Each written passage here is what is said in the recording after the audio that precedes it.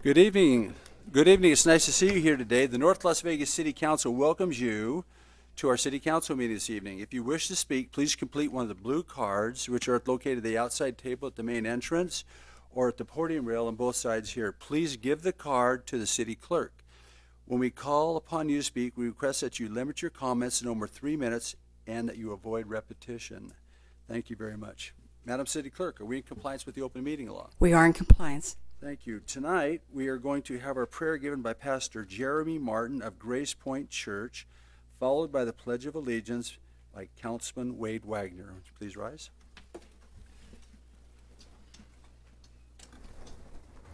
Let's pray. Jesus, we come before you tonight asking for your blessing on this meeting, on this city, on these city officials, God, in the community of North Las Vegas. We ask for prosperity and blessing in the businesses and the growth of this community.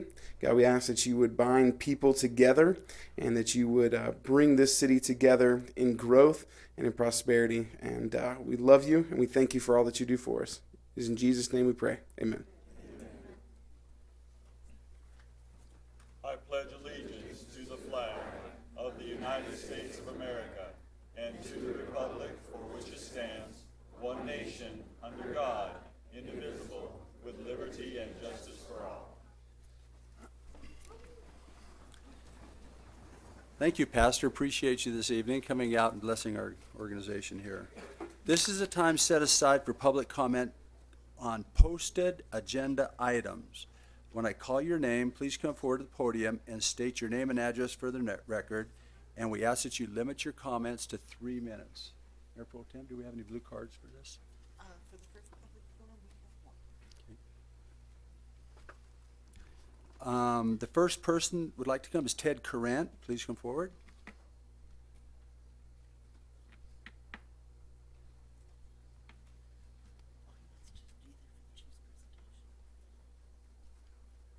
Was this what you wanted, or did you want to be just the police presentation? That's a question. Just wanted to say I want to commend. I'm here on behalf of Larry Griffith tonight. He wanted to be here, but he had a previous commitment he couldn't get out of. But on behalf of the Teamsters and all of our employees, your employees, our members, we want to commend Dr. Liu and the executive team, as well as the mayor and council, for making the selection of our new chief of police, Alex Perez. We know the leadership of the city is critical moving forward to take the city where it needs to go, and you guys have been doing a great job. And that just says that much more what a good job everybody's doing here in terms of trying to get the right team in place. We feel he brings the right leadership to the table. We have a lot of members in the police department, employees that work for the city, and we look forward to working with the chief and his new administration there. Thank you very much. It's very well appreciated. Is there anybody else who wants to speak on a posted agenda item this time, or they're right to the agenda items comes forward? Seeing no one coming forth, we will close this portion of public comment. Tonight, ladies and gentlemen, we have a couple of exciting things happening, so I'll just read to you what's going to happen so you'll understand what to expect. We walk down to the podium down there, and we have a proclamation recognizing May 25th through 29th as Black Business Week. A presentation to Councilman Wade Wagner for his years of service and dedication to the city of North Las Vegas. We have the opportunity to swear in a new police chief, Alexander Perez, or better known as Alex to his friends in this room, for the North Las Vegas Police Department. A presentation to Senior Deputy City Attorney Stephen Webster for over 29 years of public service.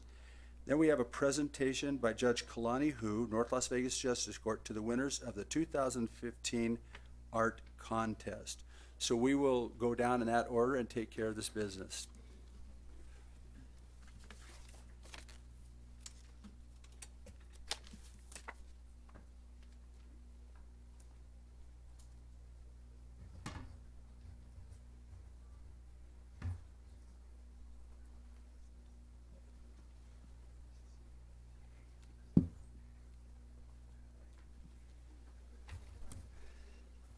Thank you very much.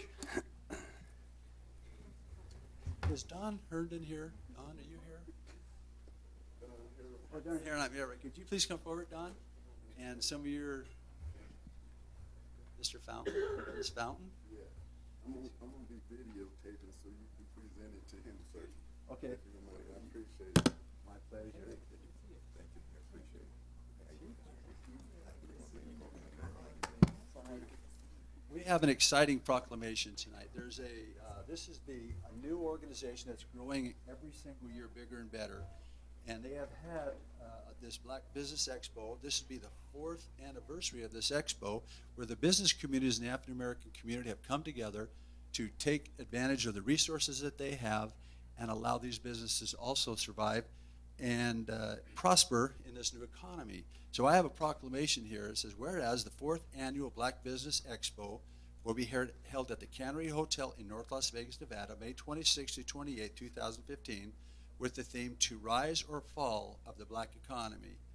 And whereas the Black Business Expo will focus on vital economic strategies that must be implemented to ensure the stability and growth of the black business sector. And whereas the Black Business Expo will also focus on the many issues concerning the African Global Opportunity Act and the impact this legislation will have on strengthening our bilateral trade between America and Africa.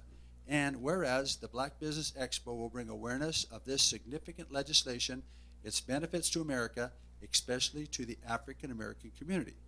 Now, therefore, we, the City Council of the City of North Las Vegas, do hereby proclaim May 26 through 29, 2015 as Black Business Week in North Las Vegas and urge our citizens to join in congratulating the Black Business Expo for their dedication and working towards economic growth in the African American community. Thank you.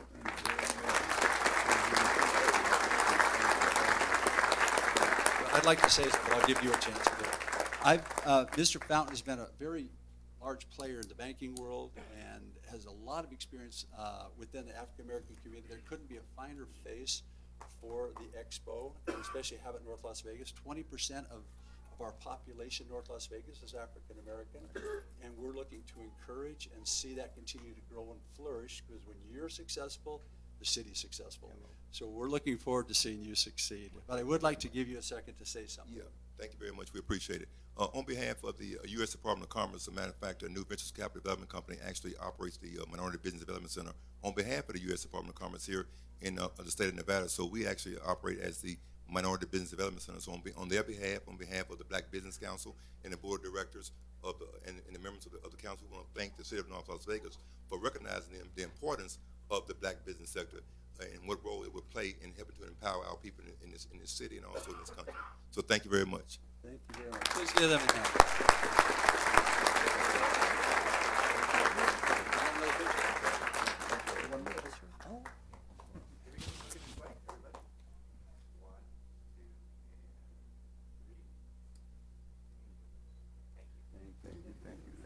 Thank you for being here this evening. Thank you so much. Thanks a lot. Appreciate it.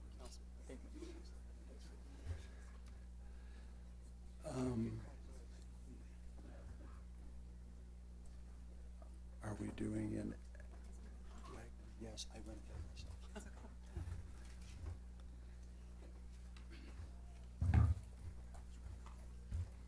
Councilman Wagner, would you please come forward?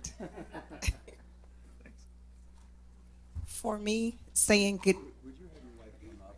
This has Mrs. been- Wagner, This come on. has been a team since I've known them.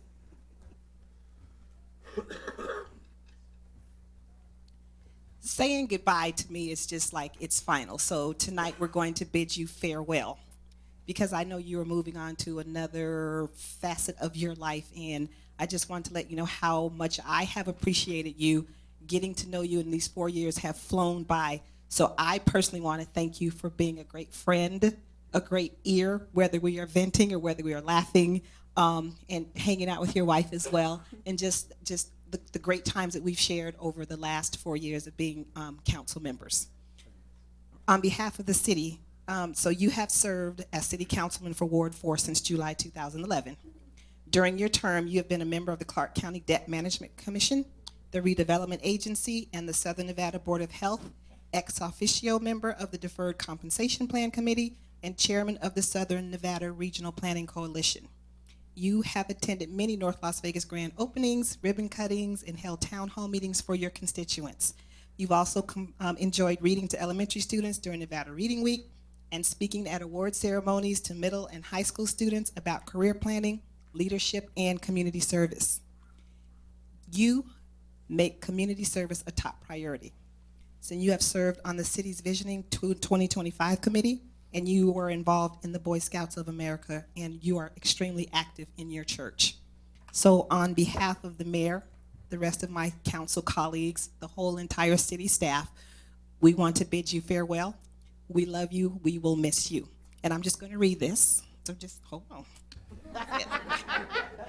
City of North Las Vegas special recognition presented on May 20th, 2015 to Councilman Wade Wagner, City Council, July 1st, 2011 through June 30th, 2015, in recognition of your distinguished public service and dedication to the city of North Las Vegas, from the mayor, Mayor Pro Tem, Councilman Barone, and myself. I'd like to present this plaque to you.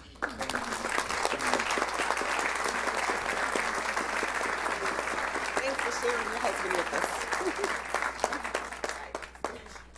Well, we're going to say something before we let him out of speech, if that'd be okay. I've had the fortunate opportunity to be Wade's friend, and our children were friends for many years together. Never did I realize one day we would serve together, because our paths never were parallel like that. And so I've known you as a great scouter. I think, if I'm not mistaken, all your sons are Eagle Scouts. I know that you've come to a lot of events where you wear your scrubs and people wonder what that guy's doing in the picture, but you've come straight from work over into something in your district, and we are always so happy to have you. I know you as an athlete. We ride bikes together when we do get a chance together.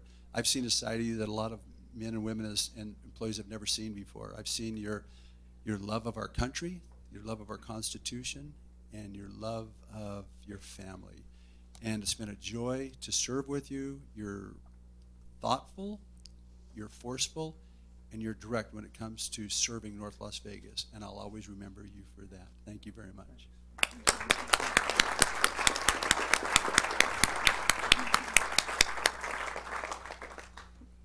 Well, I mean, Councilwoman Goins Brown really kind of said it all. But I will say that I've had the honor and privilege of serving with Councilman Wagner for the past 4 years.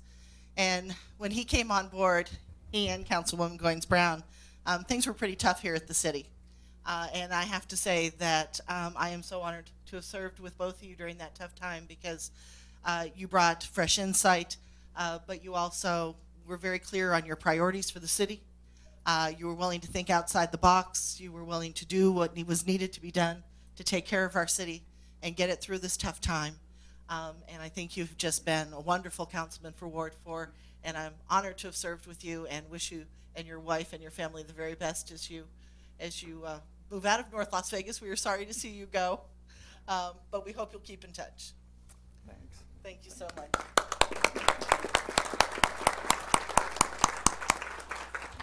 Well, actually, Councilman Wagner and I, if you're a little bit into politics, you know that we were actually on like different sides of the table on a lot of things, and we've had our differences here. Pretty interesting exchanges, I think. But I'll tell you what, I didn't know what I was. I didn't know the man that I've come to know. I just call him the doctor, and I've come to really.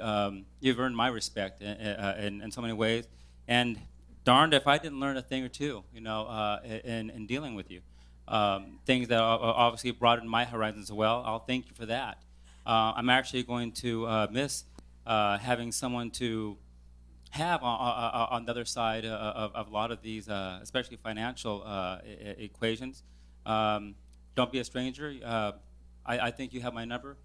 If you ever you have any concerns, give me a call. We'll have another chat.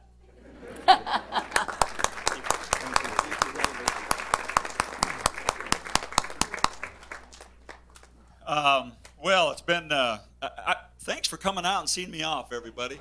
I mean, we haven't had this many people here since we were talking about shutting down rec centers about 4 years ago. At least you're not all holding signs and looking angry. But anyway, ever since I won my election by a landslide 4 years ago, it's been quite the learning experience. It's been great to work with my colleagues. The former council, enjoyed working with Robert Elison and Sherry Buck, and now our council that we have now. It's been a great experience working with these folks. These folks are dedicated. They're smart. They are very concerned about the direction of North Las Vegas. And Anita Wood said, it was an understatement. We were some tough times when Pam and I were elected and jumped in here. Oh my gosh, we had, I think, a $25 million deficit that first year that we were trying to bridge that gap, and it was almost, you want to throw your hands in the air and say, what are we going to do? But we've been able to do it. We've been able to do it and work through it. And I want to say thank you to all of our staff and employees here in North Las Vegas.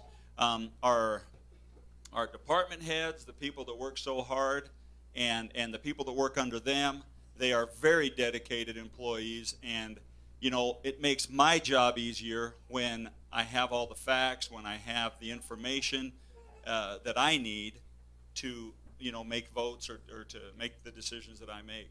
And so having these dedicated people, and if you would, I would like, do we have any of our department heads here tonight? Stand up if we got department heads of divisions, traffic. I see you hiding over there, Mark Jordan. I see you hiding over there. I know we got Chief Lytle over here, and Darren Adair, and there's we've got, okay, just stand up so everybody can see you, because without these people, I wouldn't have been able to do what I do. So a round of applause to our and all the city employees. So anyway, it's been a good ride. It's been a great learning experience, and I look forward to moving on and doing some new things. And but I appreciate the opportunity I've had to serve, and I appreciate this council. You have all been awesome. I appreciate, last but not least at all, my beautiful wife Rebecca, who has been very supportive of me in everything that I do, and she's just been a wonderful companion, and I couldn't have done this without her support. So thank you all very much.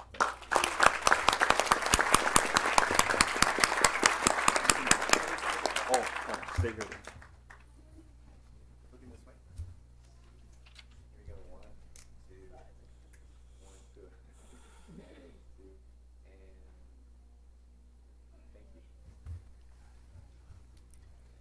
I'm going to move off to the end. Move off to the side again.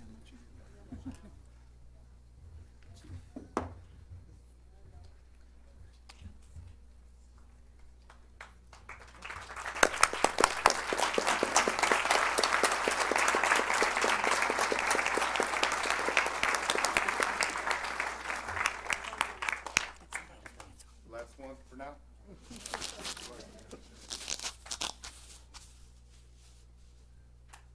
Well, it's certainly my pleasure and honor to present you our new police chief, Alex Perez.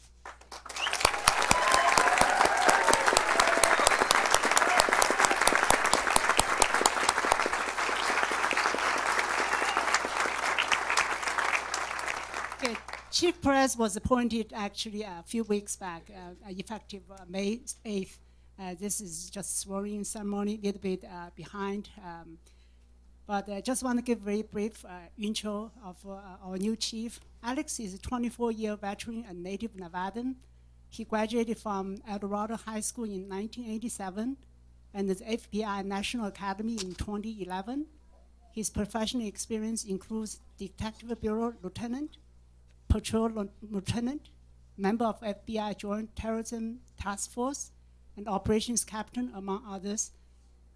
He has worked with the National Latino Peace Officers Association and the Boys and Girls Scout and several other community-based organizations as well. Chief Perez has a vested interest in the well-being and the safety of our community and our citizens. As husband and father, he is focused on spending quality time with his family, which includes weight training with his wife. Wow, now I understand why he so religiously go to the gym after a long day's work. Chief Perez brings a wealth of experience to this position. He's highly respected by his troops. You can see how many people is here and the citizens and in the community, as well as the members of the Southern Nevada law enforcement community. I'm very confident that he's up to the challenge ahead of him, ahead of us. One thing I'd like to say, on a personal note, I have not really known Alex for a long time. When I met with him a few months back, trying to talk about the succession plan for the police department under the advisement of the former police chief, Joe Chronister. And one thing struck me the most is really his passion. Passion to do what is right, passion for his people, and the passion to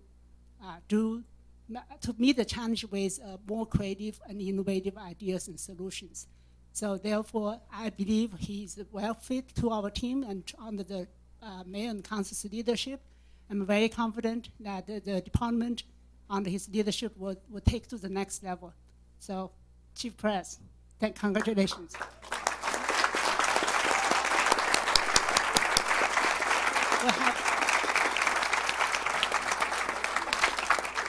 We have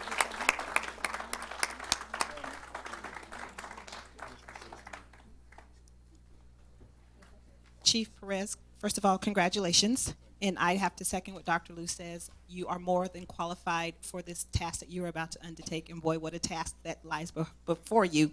It's a huge job, and we are so confident that you will serve our city and serve our constituents very well. So welcome to the team. Well, continued welcome to the team, and we so look forward to working with you.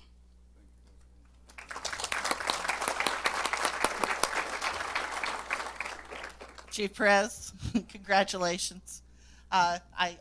I like Dr. Liu. I'm just starting to get to know you, but I've certainly enjoyed talks with you and getting brought up to speed on police issues by you. And I know that you're going to go in there and just do a great job for our city and for our police department and for our residents. And that's what's really important. So thank you so much, and we're glad to have you. Thank you so much. Well, actually, you know, I could probably go on for a long time saying things about Alex. Actually, we went to junior high together at Jim Bridger. Hey, we had Sergeant McAllister over there as well. So, you know, hey, you guys better look out. We're actually going to take over the city. What's actually really, you know, as a Latino, as someone who actually grew up in this neighborhood, as Alex and the mayor I did, you know, we grew up in this neighborhood. We have a vested interest in North Las Vegas. For me, it's a really proud moment knowing that I represent the neighborhood that he grew up in. Again, as a Latino, he's the first Latino top cop in all of Southern Nevada. Now, we do have to give a brief mention to Mr. Jose Troncoso, who was the interim police chief for North Las Vegas some years ago. But Alex is the very first top cop. What makes me really proud is that the kids who grew up here, they grew up here in this neighborhood. They can look to Alex as someone that they can actually grow up to be. You can join our police force, you can join our organization, you can go all the way to the top. And quite frankly, in the Latino community, we haven't always had those kind of role models. Well, I'm really proud. You know, my heart swells with pride. If it was an eagle, it'd be way up there somewhere. You wouldn't be able to see it. You know, I welcome you, Chief, and I know you're going to do a great job.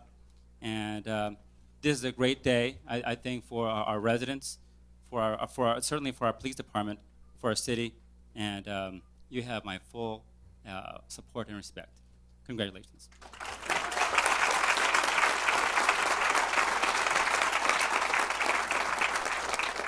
Keep it short and sweet. Thanks for taking the job. I mean, we really appreciate you. You have our support. I wish I had more time to get to know you a little better, and but you do have our support, and good luck going forward. And I know you have the respect of your officers and the rest of the city staff. So good luck, Alex. You know, the first time when I had cancer one time, and I used to be like, of course, this height, but I was like 260, and I grew up in North Las Vegas, so I'd look at guys all the time and go, how would I take that guy? You know what I mean? It's just a Rancho High thing, I think, you know? And so I look at guys like this that look like Greek gods, you know? He has muscles in places. I don't even have places, you know?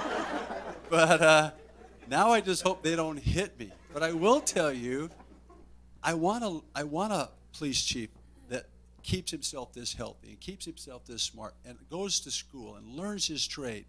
I would tell you, looking at these men and women in the police department, some of them I haven't met yet, but I think they also realize it's a new day in North Las Vegas in policing. I think that you're going to bring in some new ideas from the training that you've had. I think you're going to be accessible. I think you're going to listen to your organization. I think you're going to come to city council and say this is what we need, or how can we help our constituents properly. I think the communication is going to be excellent. Your team that you've put together seems to be very loyal to the same cause you have. We're looking forward to North Las Vegas increasing its membership in the police department in the future and giving you some more support, and your men and women in the command some more support too. But we're very fortunate to have you, a man that's prepared himself for this. I hope that your wife will understand that this is a serious responsibility and stand by you, because you're going to be quite busy a lot. And I would just hope that you'd understand that the community it counts a lot on its police chief. So with that, Alex, we appreciate you, we thank you, and we hope here one day to be at your retirement in about 25 years. Thank you very much.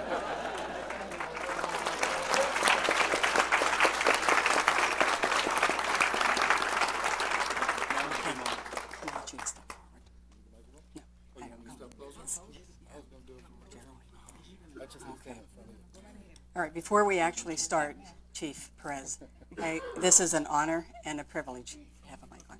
This is an honor and a privilege for me to be able to swear you in. So I'm going to ask you to raise your right hand, please, and repeat after me. I, Alex Perez, I, Alex Perez, swear that I will support, swear that I will support, protect, protect, and defend the Constitution and government of the United States protect, and defend the Constitution of the United States and the Constitution and government of the state of Nevada and the Constitution and government of the state of Nevada against all enemies, against all enemies, whether domestic or foreign, whether domestic or foreign. and I will bear true faith, I will bear true faith, alliance, alliance, loyalty to the same, loyalty to the same, any ordinance, any ordinance, resolution, resolution, or law of any state notwithstanding, or law of any state notwithstanding, and I will and that I will well and faithfully and I will well and faithfully perform all the duties of the office perform all the duties of the office of the Chief of Police, of the Chief of Police, City of North Las Vegas, City of North Las Vegas, which I'm about to enter, which I'm about to enter, so help me God. so help me God. Congratulations.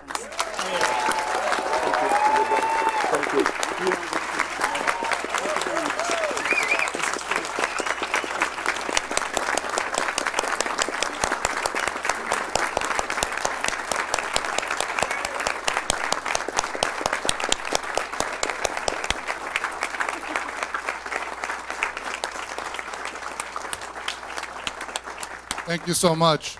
The response is really overwhelming. I don't know these kids. Their parents could come up and move them aside, it'd be great. This is my beautiful daughter, Mila, and my beautiful son, Alex, and I didn't name him Alex, but I had no choice. And my beautiful, wonderful wife, Karina, who is, as the mayor pointed out, an extremely supportive person, and that's why I'm here. Otherwise, it's hard to get this far alone. I don't want to take a lot of time, but I have to address a few points. First of all, as I look across the room and I see my family, you know, the air is much drier up front, and sometimes it it sounds like you choke up. But I'll get used to it, and I'll get better as my experience increases in this position. But I love you all. Thank you so very much. Mom, Dad, you know how I feel. I'm going to move on because it gets tough. But as I do scan the room, I see friends, I see mentors. Deputy Chief Dunn is in the back somewhere. Mario, people that have been in my life, my old partner, Dennis, and the officers and civilian staff from the North Las Vegas Police Department, people that have been in my life for a very long time, that have been supportive, and none more supportive than the men and women of the North Las Vegas Police Department, and I'd like a round of applause for them.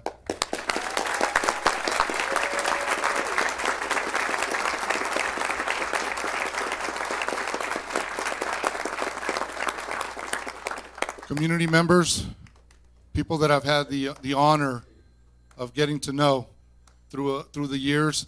I'm excited to move forward and rekindle those relationships with the faith-based community, with the community at large as we move forward. It's a new day, and big things are upon us. We just have to seize the moment and seize the moment. I'll get it right, and do big things. Very excited. We are a communication-based organization as of the 8th of May. So I am reachable, and we'll do those things, the sit downs, and we will take this city as a community working together in the right direction. We'll be here. So with that said, your prayers are very appreciated, not just for myself as I take this office, but also for the men and women of the department as we move forward. And God bless and thank you.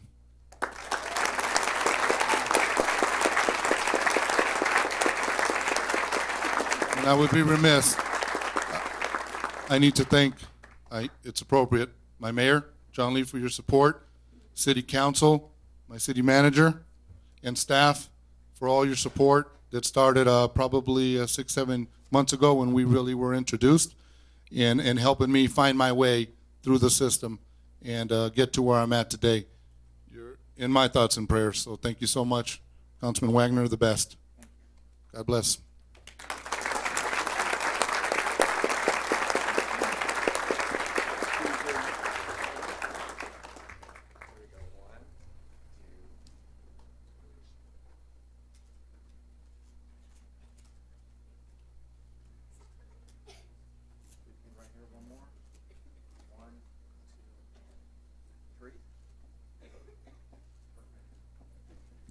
We're going to do one more presentation, then we'll allow like 3 minutes for the family to go out with Alex. But let us take care of this last presentation with another city member of ours. Would that be okay?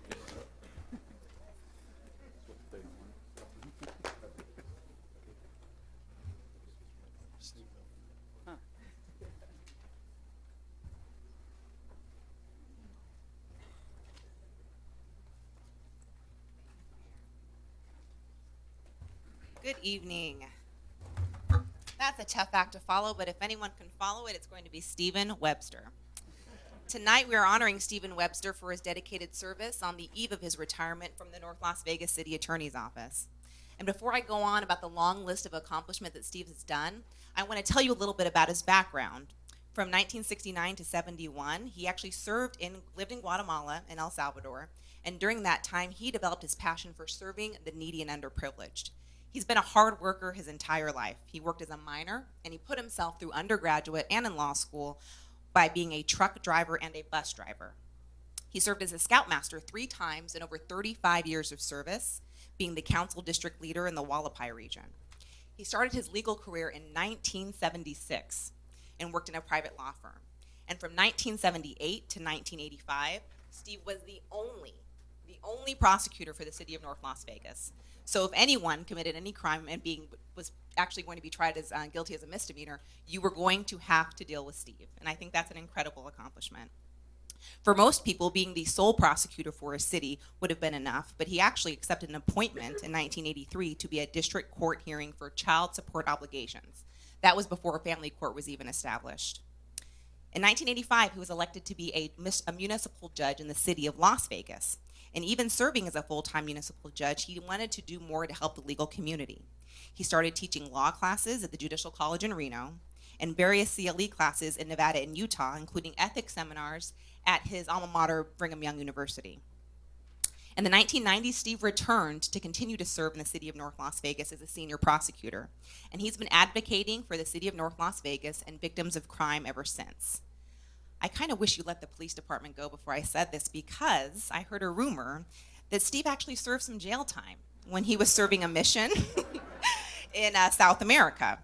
And maybe that experience in serving that hard time and in a foreign country was what inspired him to clean up the streets and make him turn to serve and be a public servant and serve as a prosecutor for the city of North Las Vegas.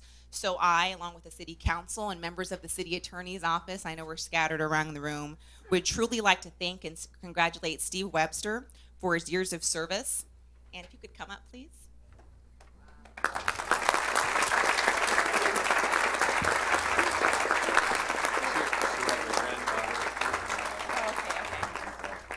He served this city of North Las Vegas and the Southern Nevada community for over 29 years. And his wife is here, but one of their grandkids are asleep, so she's not going to come up. But I wanted to thank you, Steve, for your service. The council wants to thank you, and if you could say a few words. Well, thank you very much. Sure, I appreciate it, Sandra. To be truthful, I wasn't thrown in jail. We climbed an active volcano. We got back to this small town at 3 in the morning, and I didn't know there was nowhere else to stay, so I went to the police chief, Chief Perez. He says, we have an empty jail cell if you'd like to stay there the night, so that's what we did. So I still don't have a criminal record.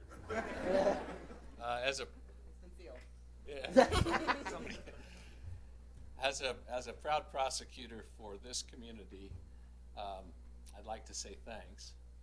I'm also overwhelmed of all the law enforcement people that have come here for my night. Really an honor. I would like to, as Sandra mentioned, we prosecuted many crimes in North Las Vegas. We keep hoping that it's going to go down, and maybe through the efforts of Chief and the Mayor and City Council, we can always do better in our efforts to have a safe community. I want to thank the Mayor and the City Council for all the wonderful time I've had in serving North Las Vegas and the other mayors and city councils that I've served for in the 70s and 80s. I appreciate this experience. It's a life experience, as we talked about up in the city attorney's office a minute ago. And the people are what makes it enjoyable and makes it fulfilling. And I especially miss the people that I've been involved with on my team, Sandra and the other people in the city attorney's office and all the city leaders. My family team and my wife I appreciate and honor at this time also. I hope that I won't try to be a prosecutor in private life. I know that'll be annoying to my neighbors. Sandra, if you have a really tough case to prosecute, when I'm gone, just get Deep or Kim or Toby or one of your other deputies to do it, please. Thank you very much.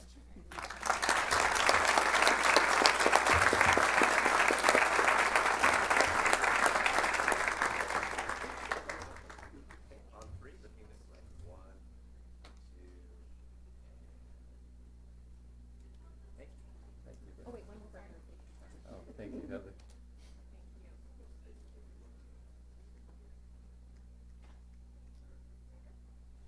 Well, it's awful warm in here, and it's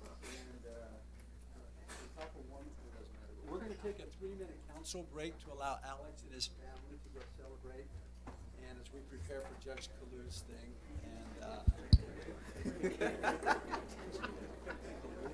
and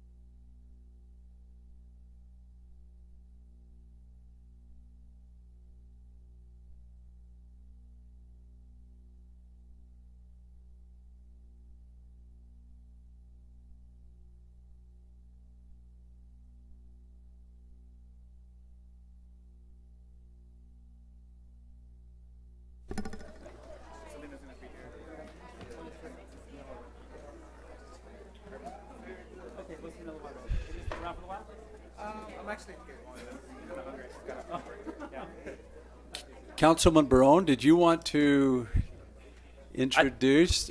Yeah, I think we're ready for the next part. My very good friend from the community, Judge Kalani Hu, has a very special presentation.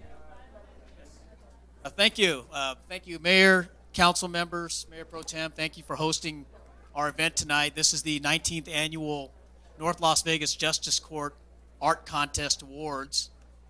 We have a contest now for 19 years. This year's theme was What the Future May Bring. With me tonight are Chief Judge Natalie Terrell. This is Judge Chris Lee, and the person that organized all of the art, collected all the pieces, made the phone calls, talked with all of the art teachers and parents. It's my JEA, or my Judicial Executive Assistant, Daisy Flores. So this contest is open to cities within the North Las Vegas Township, and I'm very excited to say that we had 529 entries representing 11 schools. So the way that we choose the winners are the members of the staff of the courts review the pieces, and we have votes. We literally do tallies on pieces of paper. So it was quite a task to get all of these items organized. But we do have some winners here for you. So we're going to go ahead and present awards based upon the different age categories. We have first and second grade as one category, second, third as one category, third and fourth, and so on. I'd like to say special thanks. I know we have some of the art teachers here. Are there art teachers here? We had some that were able to confirm. We do have some great. Just wanted to say thank you very much for fostering this environment for the kids to participate in art. I know a lot of times with budgets and whatnot, art is sometimes the first thing to go, but this is a great thing for us all that you were able to support this with our kids in addition to academics. So we'd love to have you come down and join the award recipients as they receive their awards. So I'm going to turn the microphone over to Chief Judge Terrell to present for first and second grade. Good evening, everyone. This is one of the fun things we get to do. Oftentimes in our job, day in and day out, it's not always that much fun, but we really enjoy doing this, and our intention is to keep this contest going and continue to decorate the courthouse with this art. And in fact, Councilman Barone is encouraging us to get back. In the past, we've displayed some of the art here at the City Hall, and we're going to get back to doing that again this year. So I thank him for that invitation.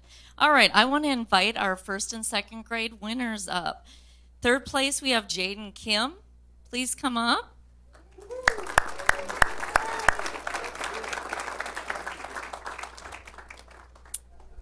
Congratulations, young man. Yeah. Second place, Jocelyn Rodriguez.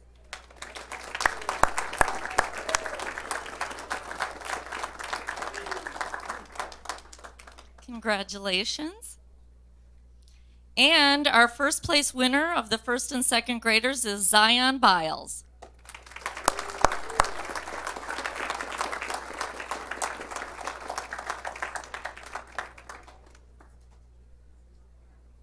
All right, and we have a photo op here.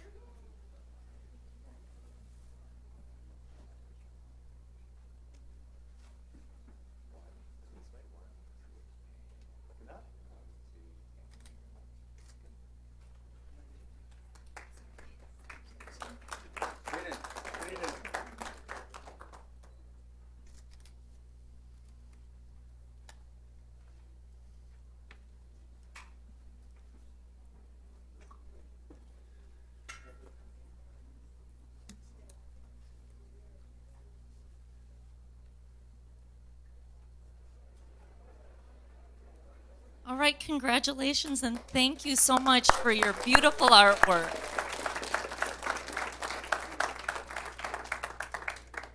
Each of us, of the judges, also have the privilege of picking out a judge's award. So my award this year goes to Elizabeth Smith.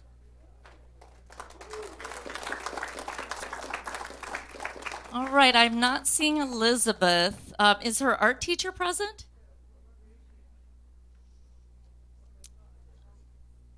It doesn't say. Well, don't recall what grade she is in, but we will make certain that we get her award to her. Okay, thank you. And now I'm going to turn it over to Judge Chris Lee. Thank you, everyone, for having us here. Just in case anyone was worried about the fairness of this process, Judge Hu didn't even vote for his own daughter's artwork. I don't know what that says about him or the fairness, but okay. So as far as the winners for 3rd and 4th grade, 3rd place, Jalen Cranford. Come on down. Oh, there you are. Awesome. 2nd place, Isabel Herrera. Oh, yeah. 1st place, Stephen Lucio. Man, awesome. There's that one. There's that one. Good job, bud. Man, don't worry. You're taller than me when I was your age, so you're doing good there. All right. And then I got a judge's award here for Natalie Villanueva. Natalie. Man, nobody wants to show up for the judge's award. What's all that all about? We're going to remember that name when she turns older. Okay. All right.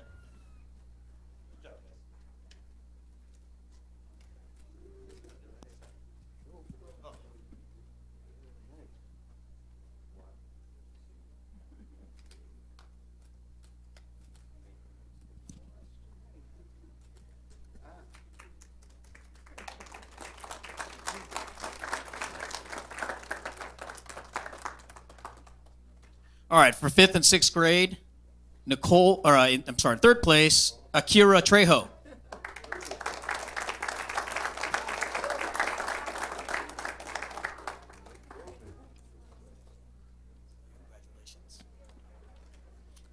Second place, Emilio Martinez.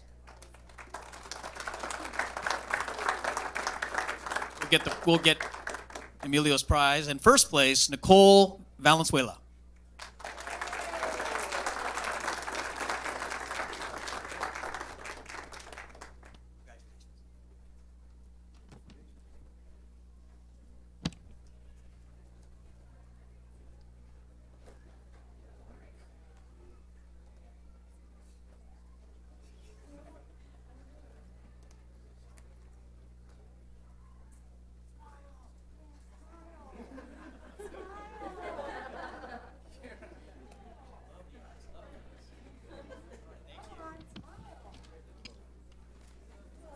Finally, for the 7th and 8th grade, 3rd place, AJ Jawad.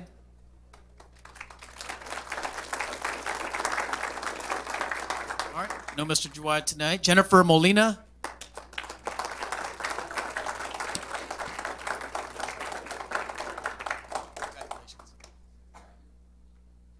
First place, Elizabeth Entimo.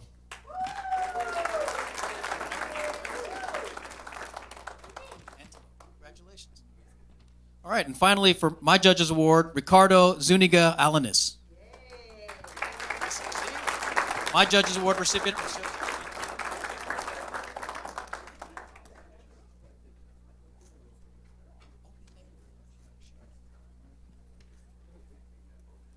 Congratulations, sir. Come on up, turn around. Let's see.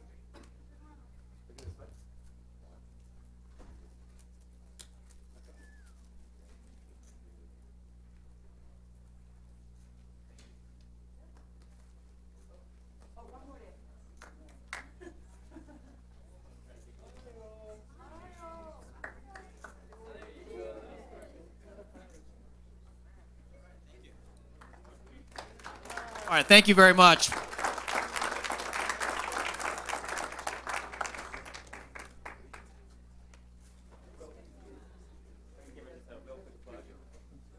I can just give a real quick plug. Of course, we have an art gallery, and so I'll be working, I think, with Daisy, right, to get everyone's stuff framed, and it's my hope to have it up here by the end of the summer, and we can see, the arts growing in our community. Thank you so much.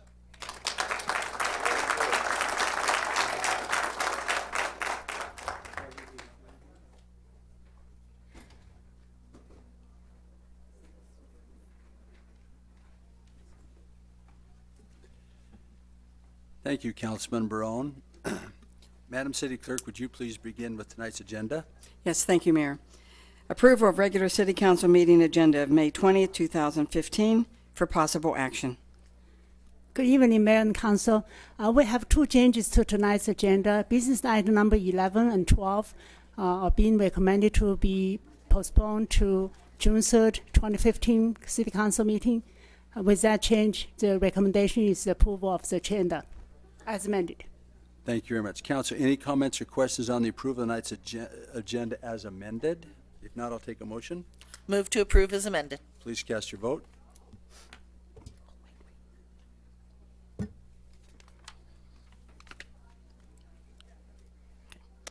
Item number 2, set date on any appeals filed or required public hearings from the City Planning Commission meetings. Madam Clerk, I so direct you to set any appropriate dates. So noted, Mayor. Consent agenda. Consent agenda. Matters listed on the consent agenda are considered routine and may be approved by a single motion. However, any consent item may be moved to the business portion of the agenda for discussion at the request of any council member. Mayor and Council, consent agenda consists item number 3 through 10. The recommendation is approval. Thank you very much. Council, any comments or questions on the approval of tonight's consent agenda? If not, I'll take a motion. Move to approve. Please cast your vote.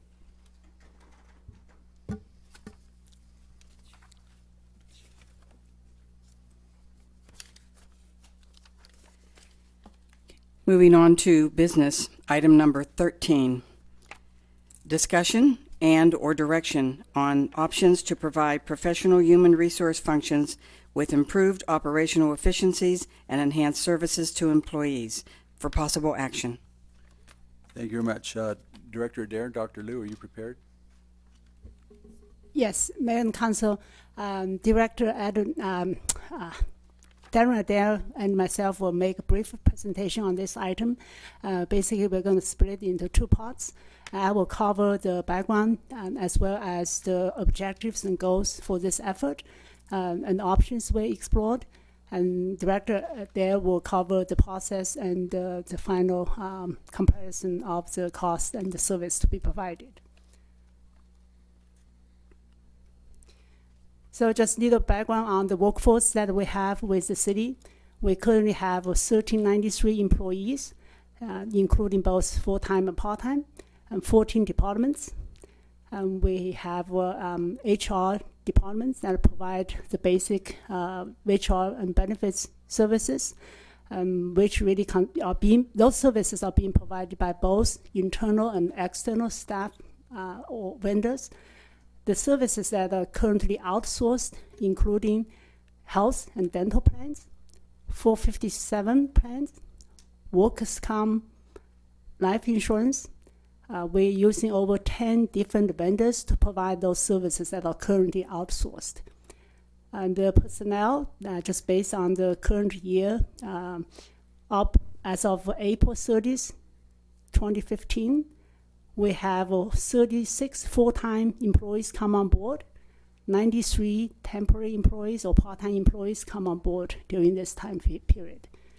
We also have 70 full-time employees and 105 temporary or part-time employees exit the organization during the same time period. As far as budget and services are concerned, the basic statistics are showing on this slide. Currently, the HR and benefits budgets consists of salary and benefits as well as service and supplies is about approximately 1.1 million. The breakdowns on the current staffing pattern, we have 2 HR analysts with 2 support staff, 2 benefits personnel, and we also currently have 2 vacant positions. As of this past Saturday, we have 3 vacant positions that takes down the support staff, the 2 support staff to 1. The goals and the objectives identified by the executive team are the following. First, foremost is to address city employees' concerns, to increase the services and employee satisfaction, to realize cost savings, and to standardize processes and update policies, to review and update job descriptions, revitalize employee evaluation program, develop and monitor the training requirements, and identify best practices and implement solutions. We also want to utilize online services and automate processes to maximize the efficiency. We also like to have the opportunity to provide 24/7 self-service access to employees if they choose to do so. And last but not least is really to maximize the efficiency, maximize the available funding and resource that we currently have. There are three options to achieve the set goals. The first one is to increase the in-house staff to bolster service levels. With the very minimum staff we have, it is impossible to provide all those services as identified in the previous slide. The second option is to partner with the City of Las Vegas through the shared service effort that was conducted in the late 2013 until end of the 2014. The third option is to partnering with a third-party professional service company. Basically, we split this effort into two phases. One is really to assess the partnership feasibility to see if that's even feasible before we proceed with the second phase, which is to seek for professional service through an RFP process. So now Director Adair is going to talk about the process that we used. Thank you, City Manager. Just quickly taking a step back before we talk about this process, as the City Manager just talked about in the previous slide, the options to achieve these set goals. This is the same process that's been used as we began back in 2013 with shared services analysis and started looking at essentially all of the departments, but particularly in the shared services function and process. We looked at, I believe, 11 departments and applied this same process, looking at what our current in-house staff was, what our ability to partner with a neighboring municipality might look like, and then, of course, the third outside process. So the third, partnering with a professional service company. As we moved out to get that RFP, the process that we used to seek professional services was first we issued an RFP number 007-069 for HR benefits and professional services, and that was advertised on March 12th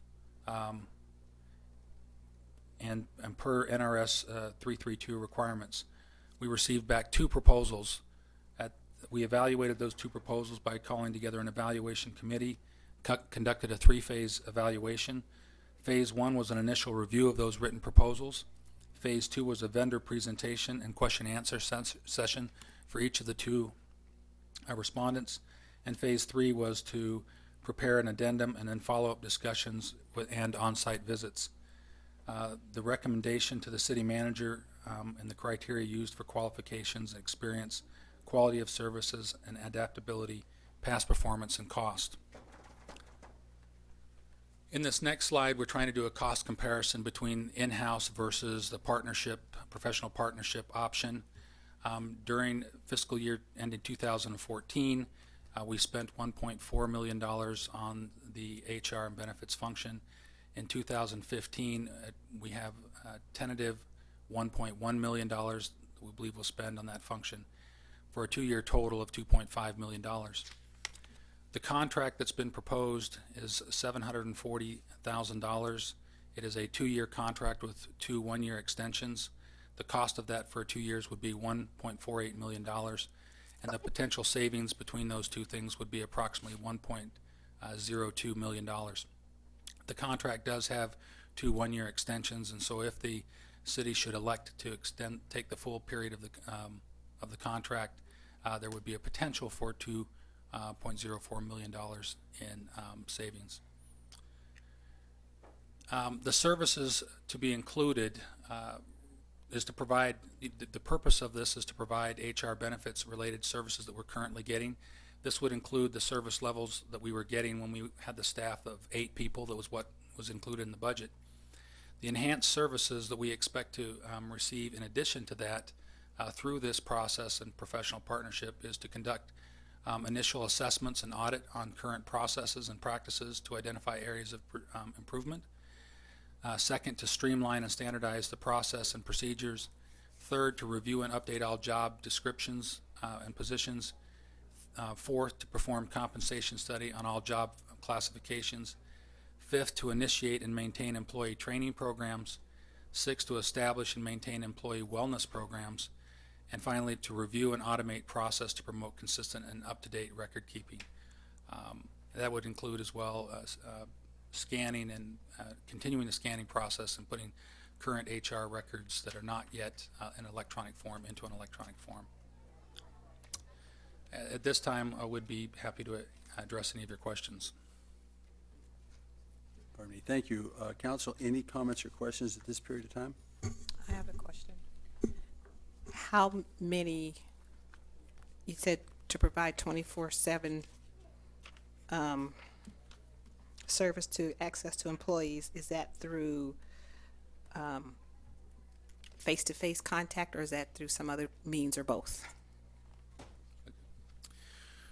So the contract with the addendums that were included would, the addendum asked to have 2 people present in the city hall for face-to-face contact during regular city hours. However, for some of the benefits and services that they would be providing, there'd be a 24/7 line that they could reach somebody. One of the benefits of a professional service partnership is that you have access to specialists and professionals who are specialized in different functions, something that you wouldn't easily be able to afford on staff all the way or need through the entire year. An example would be onboarding people or performing some of these particular projects. The project may last for a couple of months. You could involve a number of people. A professional partnership allows them to bring all the necessary resources, requires them to bring all the necessary resources to the table to accomplish the task, and then they can go work on other companies and other things and not have to be a cost associated with this contract. So we will have access to 24/7 professional services, and then as far as during the working hours of City Hall, there will be at least 2 people that will be present to answer those questions and serve the employees of the city. And on another goal where it says to review and update job position description, will that mean change in language in some regards? And if that's so, does that come before council, or will they to make those determinations, or how will that be handled? Actually, that process is really being handled through the department. If they see the need for change, or if they see the even sometimes just position change, not necessarily job description change, and through the effort to improve efficiency, we have consolidated certain functions and to reduce or eliminate the duplication to reduce the cost. So whenever this happens, we work through with the department, and then we work with the union, work with HR personnel to finalize the job description. Those job description does not come to City Council for approval. Okay, thank you. Any other questions at this time? Yes, Councilman Wagner. So, as far as the cost goes, I mean, obviously we've been doing a lot of things over the last few years to cut costs, but we don't want to cut services here. So, are we pretty confident that, I mean, we have, looking back at that page that we have here, it says that we have 2 HR analysts, 1 support staff now, before we had 2, and 2 benefit personnel. Are we going to be able to maintain, do you think, I know what you just said, Darren, that we have access to various people on different levels. When you go to this outsourcing like this, or this particular company, how many specialists do they have in different areas that one of our employees might have a question about? Do you have any idea how many different areas there are? At the time that we did the evaluation and met with them and had their presentations, it was represented to us that they have access to 12 full-time HR professionals, qualified HR professionals in the company. What makes an HR professional, just out of curiosity, do you know? someone who has HR professional training and certifications, I would probably have to ask them to elaborate specifically on those certifications. Because I know my kids, when they go to college, they hook them up with a counselor. It's just another kid that's getting paid $7 an hour to answer their questions. So we're not getting that here. So in this particular case, the two individuals that we're having that will be present in the City Hall, one of those is required to have 10 years of professional HR experience and training, and the other one's supposed to have at least 7 years. We know that both of those, that they intend to meet those qualifications. We certainly met some of the team and spoke to them about their professional qualifications, and many of those had more. Some of them had more than 20 years experience. Well, okay. Well, that's good to know. I like to know that. I want to make sure that they're familiar with you know, what we're trying to do here. And you're pretty confident on the cost level? Is that a set thing, or does it fluctuate? If they start getting more calls, are they going to raise the price on us? I mean, Councilman, it's a fixed price contract. It includes in it some things, includes training for the city personnel. There is some limitations to that, not to exceed. If we choose to expand that training beyond what we've required and requested in the RFP process, there's a little bit of room, and then we would agree to incur additional costs. what about on service calls?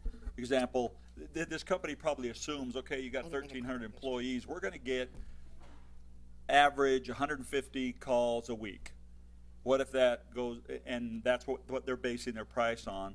Are they going to, if all of a sudden they start getting 300 calls a week or 400 calls a week, are they going to up their price because they have to put more people on it? Or if I could just clarify, there is no contract. Just so you know, you mentioned about something in the contract. We have a bid that went out. I just want to clarify for the record. I didn't mean, because we obviously haven't signed a contract. Yeah, right. But in the RFP or the proposal that they're giving. Okay. Yeah, so the question, again. The question was, if they get more inundated than they thought they were, are they going to charge us more? No, it's a fixed price, so it's all inclusive to provide those services. Right. And how do we monitor this? How are we going to monitor the satisfaction of our employees with this program if we decide to go forward with it?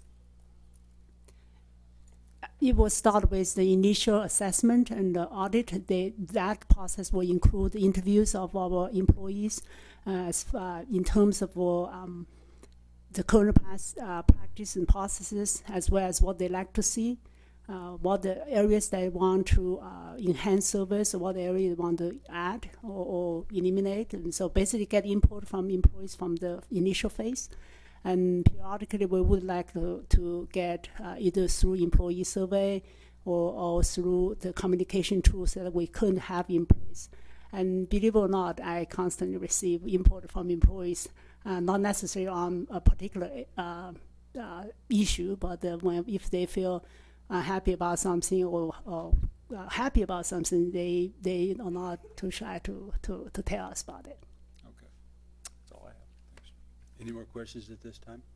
Seeing none, I'll open up the public comment period. We have 3 people who'd like to speak. Miriam Rigg, are you here?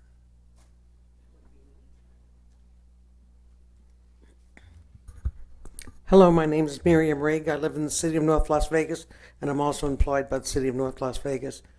I would like to see an independent group run our HR department, so we don't have to deal with any personal issues between some people and whether they get hired or promoted, which can occur sometimes. So I'd like to see it to where whoever's guiding us don't have an opinion on the employees one way or another, or something that they don't like that has gone on with an employee. Okay, thank you. Thank you very much. Mr. Adam Levine. I see a card for Mr. Adam Levine. I don't see Mr. Levine. I'll come back down if I can. Ms. Bashira Washington.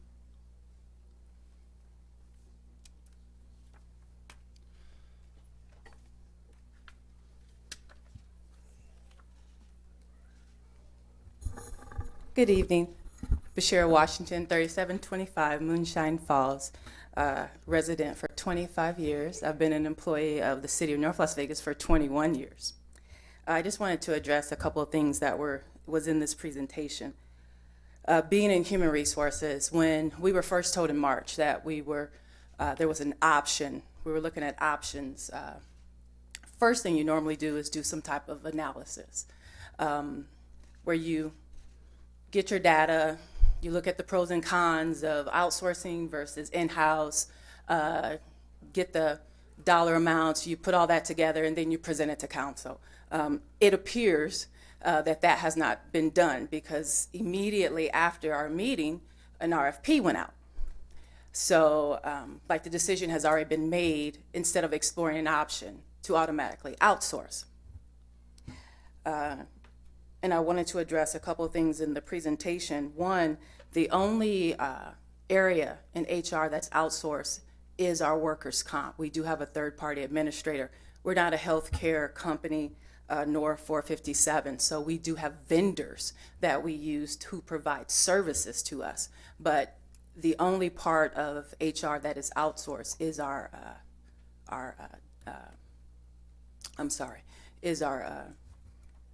workers' comp.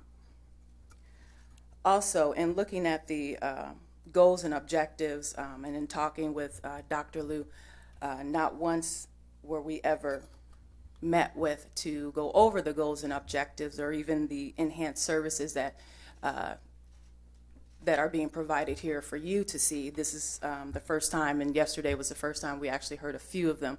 Had we heard them previously, maybe we could have been able to intelligently assess certain things to determine whether or not the staff that you currently have was able to provide those services. That did not happen. What we were told again was that we were looking at options, and then from there an RFP was created and 2 vendors showed up.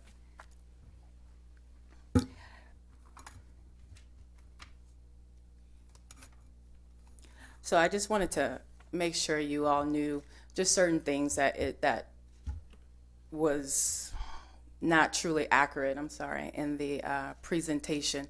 I do wish that HR would have had an opportunity to sit down with Dr. Liu and go over a couple of things and to assess certain things. It's unfortunate that issues have gotten in the way of us fully being able to run our department the way we need to run it. And for the record, I just want to say to Mr. Adair, thank you, because throughout all of this, you've been a class act. So we appreciate you, and thank you. Thank you. Thank you very much. Mr. Adam Levine, second call. Seeing no Mr. Adam Levine, anybody else wishing to come up and talk to the council at this time? Seeing none, we'll close the public comment. I might make a small amount of statement that in the shared services we did 15 months ago, where therein HR wasn't the only department that we looked at. We looked at Parks and Rec. We looked at HR. We looked at a lot of things that would help this city be able to find its compass again. And we're still in that same position. We have, if we need vehicles flipped out now in the city, I think there was a national average, I think Alyssa's here, between 75,000 and up a little bit, the vehicles would start to be rotated through. We are well above that number now. Until they get to over 100, we're not even looking at them unless you have a serious, flaw in the engine or the transmission or something like that. We're trying to see if we can reduce our fuel costs. We're trying to go around some vendors and get right to the bulk plants and see if we can buy our fuel there. This year, just yesterday, we passed our budget. We will be able to survive one more year, basically current and flat. But in the year preceding that, because of the tough economic times, the former council had to make the decision to extend the interest-only payments 2 more years. We have an $8 million nut that we will be faced with. New revenues will have to come in. Business licenses aren't the only place it can happen. Permits will be, we hoping increases, but a lot of those properties that we we permit and Greg inspects and approves will not hit the tax rolls fast enough to help us get and generate the income we need. We are still a city that is assessing and navigating daily. We have made all our bond payments. We have made our payroll. We are doing the very, very smart things it takes to navigate the city through this tough period of time. No city likes to have these kind of issues, and we will one day get off that sewer PILT money. We are working very hard. We have a group of people that are we don't hire anybody in this building unless they go through a shared services committee, and the directors have to come in and they have to really prove that they have to have this position. Contrary to popular belief, the city manager keeps tight control over who gets hired in this city, and I'm expecting that we will survive and we will find our compass again. But it's going to take decisions like this tonight that are going to make it happen. I'm asking the directors once again to see what you can do, what vendors we're using. Can we do things cheaper? Can we do things smarter? I see Ms. Darlene Roseberg in her. She's a very fine lady. We've worked very hard with the safety committee. What can we do to cut down accidents? What can we buy? What training can we give to stop this insurance claims and things like that? This city makes no decisions that aren't beneficial to the city. The 230,000 people that live in the city are dependent upon the decisions that we make, and we hold this very, very important to every decision we make. So I just wanted to say that. Counselor, any more comments or questions on this item? If not, I'll take a motion. I have one more? Yes, sir. Comment. Mayor, you mentioned that the city manager is still going to have full authority on who we hire. Walk me through the process with an outside company, how this is going to happen. We have some job openings pop up. Dr. Liu, how do we hire somebody? Would be the process would be similar to what we have today. Obviously, the request will come from a department director. They're going to have to provide justification for that particular request. We have a critical hiring committee that really goes through all those requests to make sure that we exercise common sense, also exercise a smart business approach. Whenever we grow in one particular area, we want to make sure that not only we would enhance the service in that particular area, and also want to open the opportunities either for growth and development or through the increased revenues for us to be able to sustain whatever hiring that we put in place. Even with existing positions we have, we don't just automatically fill those positions just because someone leaves the position or retire or resign from that particular position. We go through the similar process. Once the committee approves that position request, then that request will go to the HR professionals. They will go through the recruitment process. They will be the one put in the advertisement. They would be the one received applications, and department head would be doing the same thing that they do today. They would be screening the applicants, and then work with the HR professionals, set up interviews, and go through interview panel and the whole 9 yards, and then they make decision accordingly. Does the HR group we have in place right now, do they weed through applications, or do they submit all the applications to a department head? We have done both ways, and it depends on what positions. Sometimes they may screen, and department head may choose to see all the applicants. We have had that happen quite often, because they just want to make sure all the candidates, they see all the candidates. Sometimes same thing goes with the outside vendor, and if they only look at what's on the paper, you could miss an important aspect of what the department is looking for. And a very classic example is of a city attorney, right? So where if say if she's looking for someone with specific skills, may not really be specified in a job description in a race black and white format, but she may looking for someone with particular skills. And then if a candidate with that skill, even though they may fall short in some of the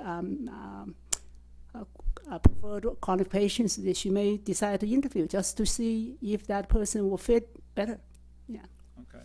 And Councilman Wagner, if I could just follow up, yeah, HR does look at the minimum qualifications in our job classifications that Councilwoman Goins Brown asked about. And so if you sometimes you may have a minimum qualification of X number of years experience or maybe a degree or a certain certification. So yes, that they would go through that and kind of weed out those applications. Right. But there are some maybe professional aspects or maybe a reference that someone would want to look at. So you could say if you have applicants of 200.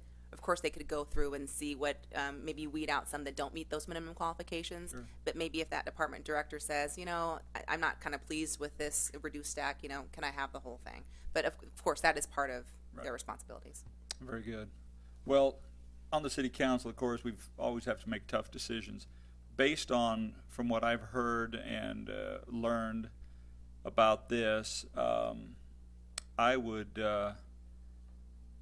the cost savings to the city and the benefit, or not the benefit level, but the level of service that our employees might see, and I say might because we don't know exactly. I'm going off of what our staff is telling us. I think that it's a good thing to try this and see how it works out. So I would make a motion that we go with an outside company here and see if we can do this. So I would move that we approve the this item to seek outside. Tell me this doesn't make any sense to me. This makes no. I want to make a motion to enter into a contract with. No. Okay, so you have item number 13 that has discussion and direction on the options that Dr. Liu provided to you. Right. So based on what you heard, you can direct staff to go with one of those options. Well, this is just the presentation. Yeah, the following agenda item, item number 14, would depend on what you decide to do for item number 13. All right. So is there a motion on this? Yeah, Yes. Accept the presentation and. Yes, and you've made that motion. I made that motion. Okay. Please cast Good your to go vote. with that.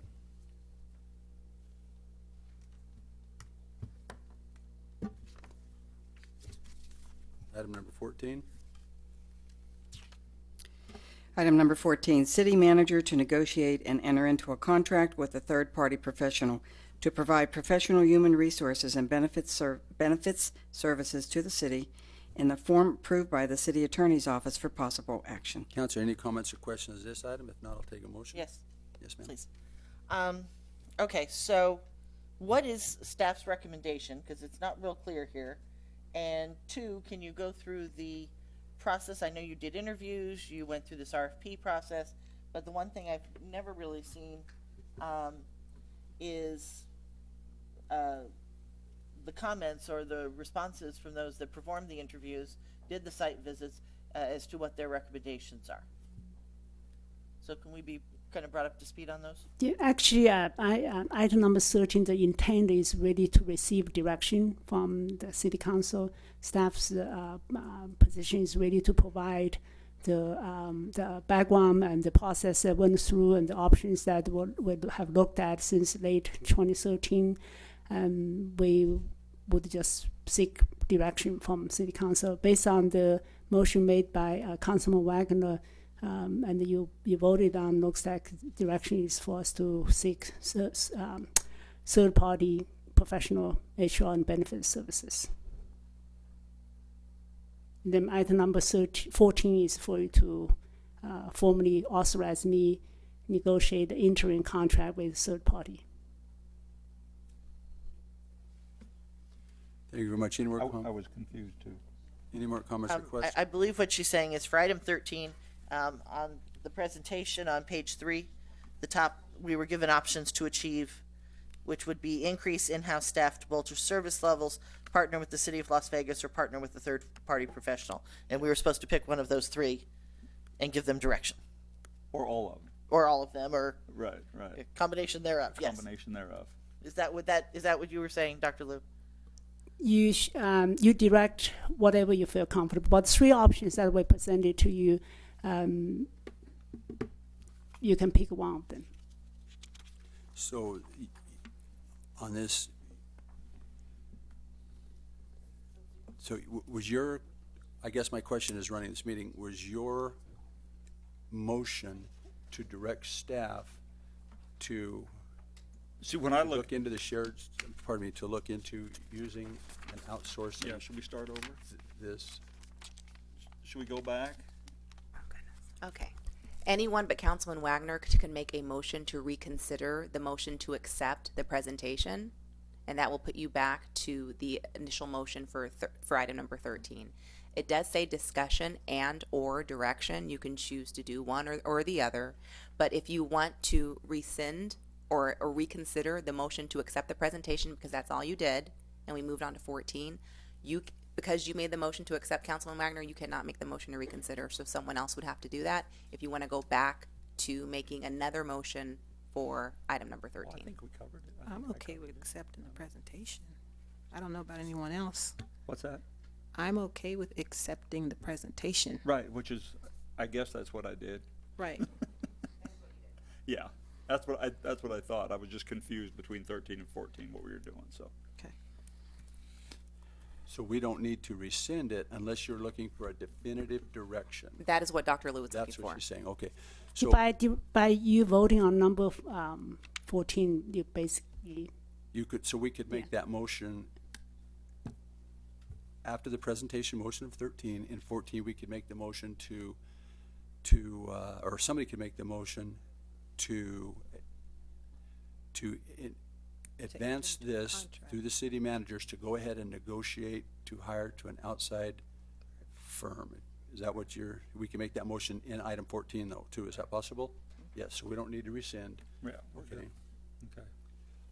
Okay, so, Mr. City Attorney, I could say, I make a motion to authorize the city manager to negotiate and enter into a contract with a third-party professional to provide professional and human resources and benefits to the city. And that is Just did it. That's your motion. Can I have answers to my questions first? Oh, I'm so sorry, please. I didn't know that in all these questions, I got sidetracked. That's fine, Council. We have a pending motion from Councilman Barone. We also have a pending question from Mayor Pro Tem Wood. So she was asking about, I believe, and restate me if I'm wrong, the process, comments about the interviews and other things. And the site visit, yeah. And ultimately, if staff is making a recommendation on any one of the 3 options that they've provided.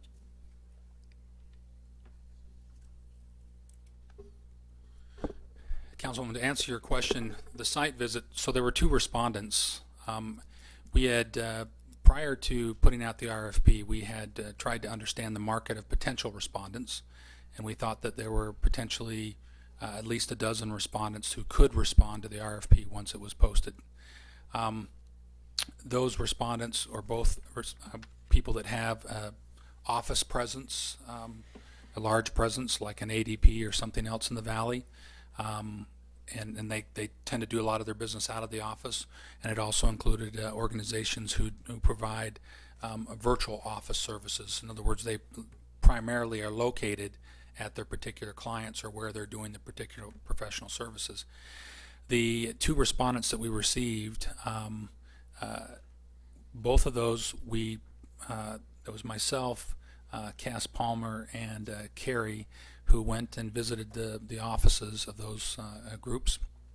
And that's when we became most aware of the nature of their organizations and how they respond to their client needs professionally.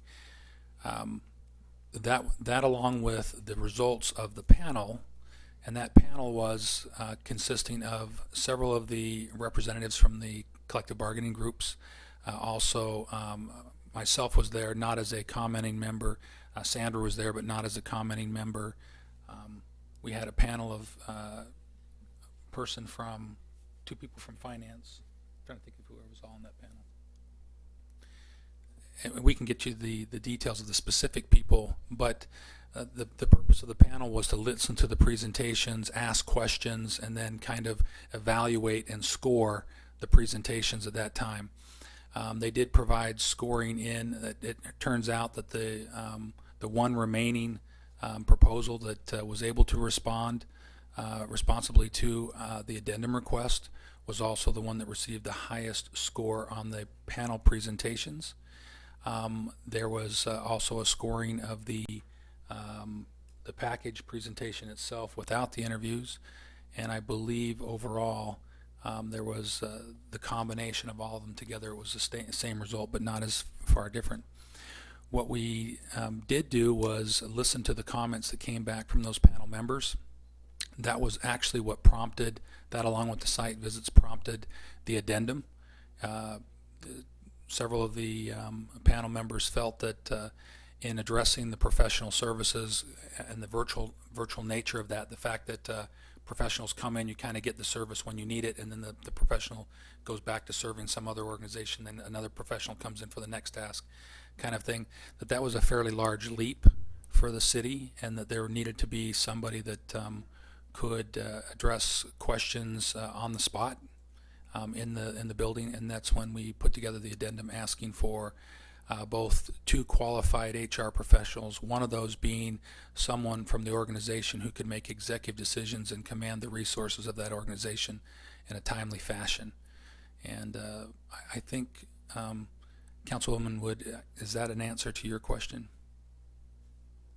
Yes, thank you.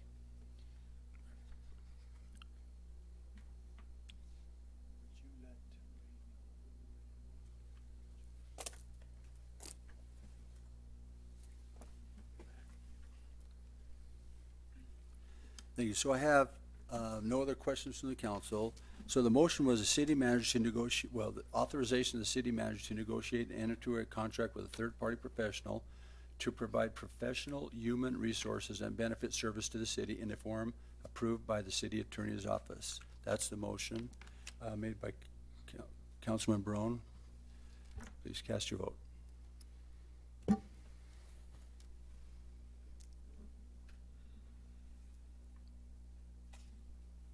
Items approved. Item number 15. Interlocal agreement with Clark County in the amount of $14,900 for the city to be a sub-recipient of grant funds from the Nevada Division of Emergency Management and Homeland Security under the fiscal year 15 State Emergency Response Commission Hazardous Material Emergency Preparedness Grant Program.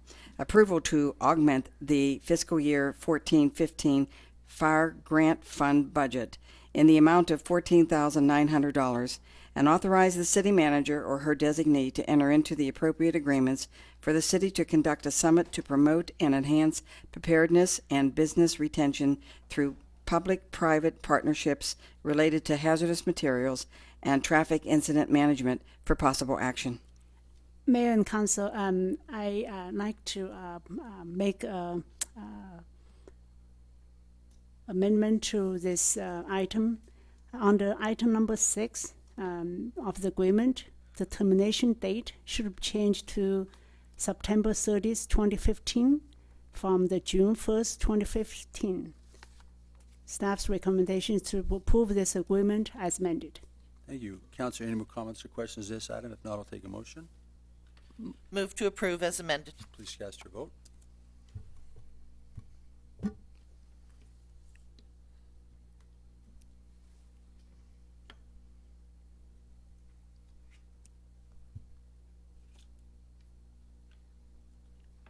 Items approved. Item number 16, interlocal contract with the Regional Transportation Commission of Southern Nevada in the amount of $994,000 from the Regional Transportation Commission of Southern Nevada funds for entity right-of-way acquisition through June 30th, 2019 for possible action. Hey, Councilor, any comments or questions on this item? If not, I'll take a motion. Move to approve. Please cast your vote.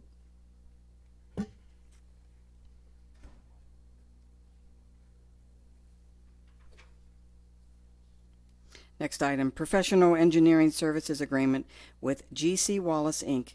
in a total amount not to exceed $172,150, $163,542.50, funded by the State of Nevada Department of Transportation, and $8,607.50 from the Tax Override Streets Fund balance to provide professional engineering services improvements to intersections of North Fifth Street at Ann Road, Lone Mountain Road, and Gowan Road, CIP project number 10380, for possible action.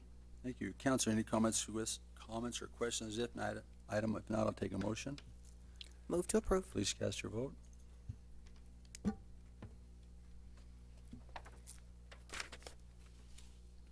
Item number 18, bid number 1465 and construction contract with American Pavement Preservation, LLC, in the amount of $898,656.07 from the Tax Override Streets Fund for the Major Streets Rehabilitation Fiscal Year 1415 CIP project number 10280-15, located along various roadways in North Las Vegas, for possible action. Council, any comments or questions on this item? If not, I'll take a motion. Move to approve. Please cast your vote.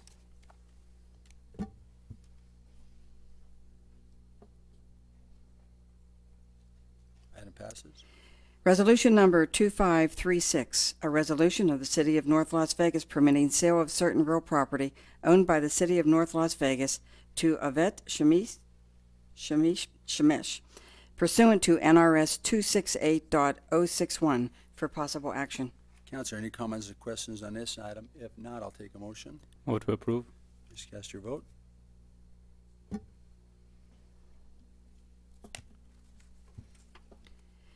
Moving on to ordinances for final action. Ordinance number 2702, an ordinance amending Title 8 of the Municipal Code of the City of North Las Vegas relating to graffiti by amending Section 8.40.020 definitions by adding new definitions, adding a new Section 8.40.025 graffiti declared a public nuisance, declaring graffiti as a public nuisance, amending Section 8.40.030 graffiti prohibited by clarifying graffiti removal, adding a new Section 8.40.045, owner to maintain premises free of graffiti, requiring graffiti removal, adding a new Section 8.40.038, graffiti enforcement, adding enforcement procedures by amending Section 8.40.080, city victim, clarifying when the city is a victim, and providing for other matters properly related thereto, for possible action.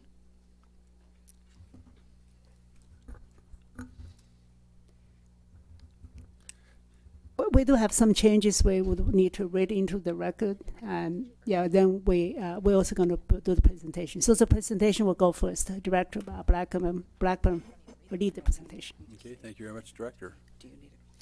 Good evening, Mayor, Mayor Pro Tem, City Council. It's a pleasure to be before you this evening. And for the record, Greg Blackburn, Director of Community Development and Compliance, and to my left, Tom Martins, Lead Code Enforcement Officer, and to my right, Scott Nichols, Lead Graffiti Staff. A year ago, we came before you. You were fed up with the graffiti in our community and asked myself and another director of Neighborhood Leisure Services, to see what we can do. With graffiti being within my department, with code enforcement being in my department, we looked at a dual department on how we could address this issue. You asked us to reach out into the community to see what we could do to counteract this problem. To look at, let me blow this for. A year ago, again, as I mentioned, that we reached out. In January, we moved graffiti within Code Enforcement Division in my department, so we could handle this within one department and look at different ways on how we could solve this problem. We reached out with regional and national leaders in this subject. The mayor has set up several meetings to see what was working at other entities. And what we came up with, it was not just a police issue, it's not just a code enforcement issue, it's not just an abatement issue. We met with several different resident groups and had several meetings. We met with business leaders to ask them their input on what we could do to resolve the problems. Some people said, this is not a problem in my neighborhood. Why should I be concerned with graffiti? I'm here to tell you, graffiti impacts our whole community, regardless of what neighborhood we may live in. The business impact, we have had international business developers come into our community to try to invest millions and billions of dollars. We have recently had a very significant developer come in. Our team went out and hit I-15 and the drainage channels and any route those developers could possibly take, so they didn't see graffiti when they came into our community. When people see graffiti, it says we can't control crime in our community. We don't care about our community, even though we do. That's what the message it tells people when they drive in here. They may be going into a very nice community to buy property, but if they drive past graffiti, they say this community doesn't care about its future. So that's some of the humanistic components that we've learned going through this, and input from the residents. We've looked at technology. How can we do to be more efficient with what we do? And utilize options for enforcement. What's working in other areas? What worked 10 years ago? What is working this year? Looked at other staffing options. Again, the city's been the victim. The residents are the victim. The residents as the businesses that come here. To date, we have 3 full-time employees, 1 grade 10, 1 grade 16, and 2 grade 10s. Year to date, this calendar year, staff has removed over 6,000 graffiti tags from January through April. Those represent approximately $800,000 in property damage if they were to be prosecuted, meaning by a square footage rate or a rate per where they're located, be it a street light pole, a bridge, whatever the amenity may be. We've also handled multiple residents and community enhancement projects. One of the things our staff did to reduce our costs for those community projects was adjust our workload, our work days. Instead of having all 3 of our staff work Monday through Thursday, we alternated their schedules, so we have 6-day coverage. So that way if tags come up on the weekend, we've got people working at least through Saturday and then hit it on again on Monday. We started a year ago with coming up with the PLACE is the acronym. Participation, law, abatement, community, and education. The P is for participation. Again, I mentioned we met with multiple resident groups and reached out for their participation. They came up with several items. There was some good volunteerism that we received from people. There was some good input. At the same time, we had also reached out to the business people. We've met with them individually, received input. We've sent out over 4,400 business impact statements, soliciting input for a proposed fee increase that we'll discuss in a minute. We did not receive one notification back in writing that people were opposed to it. In some of the meetings that some of you attended, there were people that were in opposition, say, we want you to overturn every rock before you come to us and look for fees. And that's what we did. We went out and looked for other funding opportunities, looked for more efficient ways, looked for anti-graffiti material instead of just painting over it with any color of paint. Just covering a tag also lets people know that there was graffiti there. So we wanted to enhance the quality throughout our community.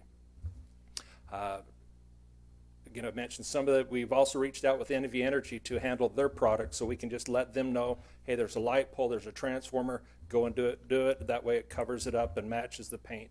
We've retained funding from redevelopment areas, trails, flood maintenance funds to assist with graffiti removal. The law. Part of what will be the agenda items before you tonight are to modify Title VIII to give us more tools for enforcement, give the police more tools for enforcement. We've expanded our evidence tracking software program. We're able to do that at no cost to the community. We will be able to give you a report at any time of the day on your specific ward or community. Say how many tags were in my ward from such and such a date. We could give it to you within moments. So throughout the community, what we anticipate doing is being able to give reports and track our progress through this significant effort. Again, as you can see, that multiple code items that we'll be covering. The most important thing is requiring graffiti as a nuisance. We're the only entity in Southern Nevada that doesn't, by code, have graffiti identified as a nuisance.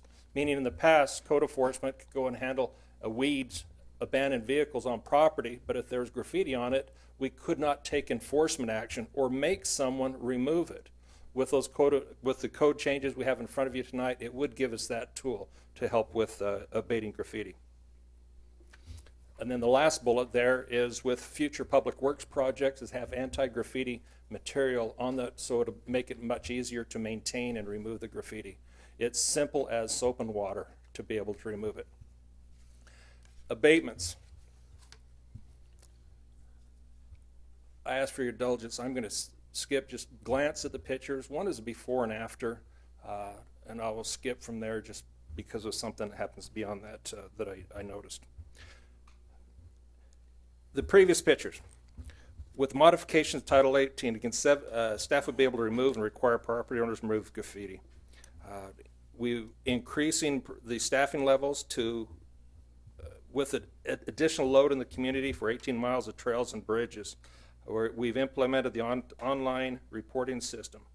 As Mr. Martins will mention in a minute, we've enabled an application to go on phones so residents can just click on a picture and take it, to which will report it for efficiency and also customer response back. We're also looking to adopt what we call adopt a spot, similar as adopt a highway as we see. Get with resident groups so they can say, I want to take care of my block, or I want to take care of this one component in my neighborhood, whatever the reoccurring thing may come. So again, get further involvement from our community. Oops, I'm sorry, I already skipped. Again, with the community. We've had multiple resident groups, youth groups, church groups, Boy Scout, Merit Badge projects out into the community. One thing is very obvious, even the free labor is not free due to what it costs us for materials to provide it for the groups. It costs us significantly. Years past, in the past, we used to pay staff overtime, so it cost us several $100s to do a community event. Now with adjusting staffs and staff's willingness to do these type of work and just part of their normal workload, it does not add any cost to the city. What we remain paying for is for the materials. Again, we reach out to community leaders, solve problems, reestablish the volunteer task force throughout the region so we can share data also on investigations and reaching out with businesses to solve different enforcement options. Part of it may be establish generic colors for specific neighborhoods, tan, beige, something like that. It's much better if we're able to paint it a standard color, and then any future tags come follow, hit it, and then that way you can't tell there was ever a tag. And with that, Scott will handle the education component. Good evening, Council and Mayor. If I may proceed. Council, moving on with the presentation, Part 5 is the education component of this presentation. And I'm extremely excited about this part of the presentation because it allows us to go into the community and work with our citizens. This includes creating educational programs for our parents, our school kids, and focusing on before they start tagging when they're at younger ages, homeowners associations, neighborhood watch programs, business groups, and the general public. Strategies would be to give them prevention tips on how to not to attract graffiti into their businesses or their neighborhoods, as well as when we talk to the kids is give them some penalties and let them know what's going to happen if you do it before they start doing it in their neighborhoods. Also, staff being available at any time for our communities with any graffiti-related issues they may have. This leads to creating a marketing plan to heighten graffiti awareness and reward programs. We would have a graffiti coalition. We would have press releases, brochures, flyers, various types of social media, as well as a Turn in the Tagger program. We can reestablish that. We can get businesses and sponsors on board with that program to help with Turn in a Tagger. Maybe they can win certain prizes or things like that. But the sky's the limit with the rewards that we can give out as a city. We would also educate developers and future developers with property owners on graffiti coatings and alternate ways of removing graffiti. There's graffiti coatings out there you can put on your property where you can just come out and spray it with a pressure washer, thus not having as much cost as far as continuously buying paint. And we would work with a lot of the businesses and future businesses in North Las Vegas to see if that would be an option for them. Finally, we would like to create opportunities for violators to engage in the creation and to display public art. Obviously, a lot of these wouldn't be gang related or affiliated. There are a lot of taggers who aren't necessarily gang related that do more of the mural type work that we can utilize in areas like that. If you notice in the presentation, there's a couple of photos of those examples. This box with the flowers on it is right up there on Lake Mead and MLK. If you take a drive up there, you'll see numerous boxes and things like that that are decorated. We also have graffiti wraps on order that we're going to try out on some of our city boxes, so you'll be able to see those in the future. At this point, I'd like to turn the portion over to Tom Martins. Good evening, Mayor and Council. Now continuing on with our educational component, I'd like to introduce to you our new mobile Comcade app. This new customer service skill works on the Apple and Android operating platform for smartphones. Yeah, but it only works for Tom, right? Yeah.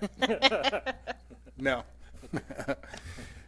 This new tool will make it easier to report graffiti to the city by using mobile and GPS technology, thus increasing efficiencies. Next slide. So, the question is, how does it work? This free application is downloaded from your app store. The user can create a username and password or choose to remain anonymous. By using this mobile device, citizens can report graffiti, abandoned shopping carts, burned out street lights, etc. To enhance customer service, we are meeting with other departments in the city, such as Public Works, to show the functionality of this particular program. So, moving on. How this app operates is you basically open the app. If you wish to remain anonymous, you can go ahead and do that, or just simply proceed forward by tapping on the camera image, which you'll see in the first photo. You take your photo of the image, of whichever one that you'd like to send to the city. You tap on the description box next to it, which then will select a category. In a category, you have anywhere from graffiti, shopping carts, you name it, we've got it in there. Once you've selected that, it brings you back to the screen with the location on it. On that, you can either tap in the box again and add a descriptive address. Let's say if you know a specific location, or if you want to know something, want us to know something else besides that. Since the program works on GPS, it is important to note that if you submit it from the location you're at, because it's actually within 2 or 3 foot of the actual location of where you submit a graffiti tag or a shopping cart. So if you take a picture and drive home, submit it, we're going to go to your house to pick up a shopping cart. So, so that's kind of a neat feature. Once you've submitted the request to code enforcement, we instantly receive an email that sends the photograph and it sends your request to us. In addition, it sends you back an email stating that we've received your request and that it's going to be assigned to an officer, or it may already be assigned to a designated officer or a graffiti specialist, depending on how it's zoned. What's really neat about this is with the user ID and with the password, you're actually able to log into the Comcade system, find out what's going on with your request. You can actually speak to the officer or a graffiti specialist, hey, when's it going to happen? What's going on? Or now all of a sudden they've added tons of other 6 more shopping carts over here. So you're actually in direct communication. So it's really, really a neat program, and we're excited about it. I think it's going to enhance the graffiti, the endeavor that we're putting on the city to decrease graffiti in the city.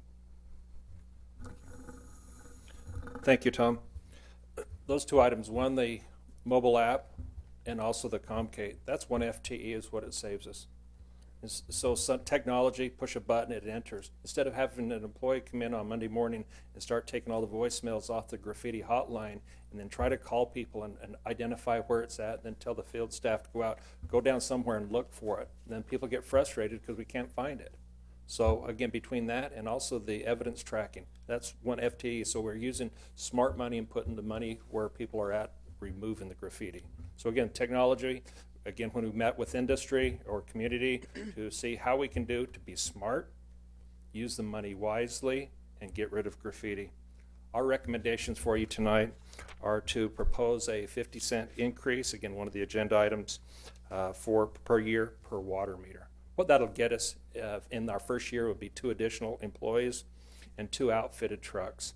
One of the things we've come to learn, it's not just a paint machine that we want to have on a truck. We want to have multiple tools for our employees. One, so they're safe, out working near a roadway, and they have the right type of tools to remove the graffiti or restore the condition of the property. Year 2, we're looking at adding two additional people and 1 additional truck, again, so we can have partners up. We've adjusted the grade level of the entry-level positions. Teamsters Union's worked with us so we can get people in the door at a lower rate to help save our cost. Again, we need to purchase equipment, materials, and supplies. Our guys are going through a lot of paint, and it's making a significant difference in our community, and it costs money. We need to have additional fund to continue this level of service. And that's all I have. Thank you. I've been writing questions. But I'll go, some of my questions could be answered by council. So, Councilman Barone, do you want to go first? And I'll just go down the line like this. Yes, Director Blackburn, I think you hit the nail on the head. Just a couple of days ago, I was actually touring the downtown area.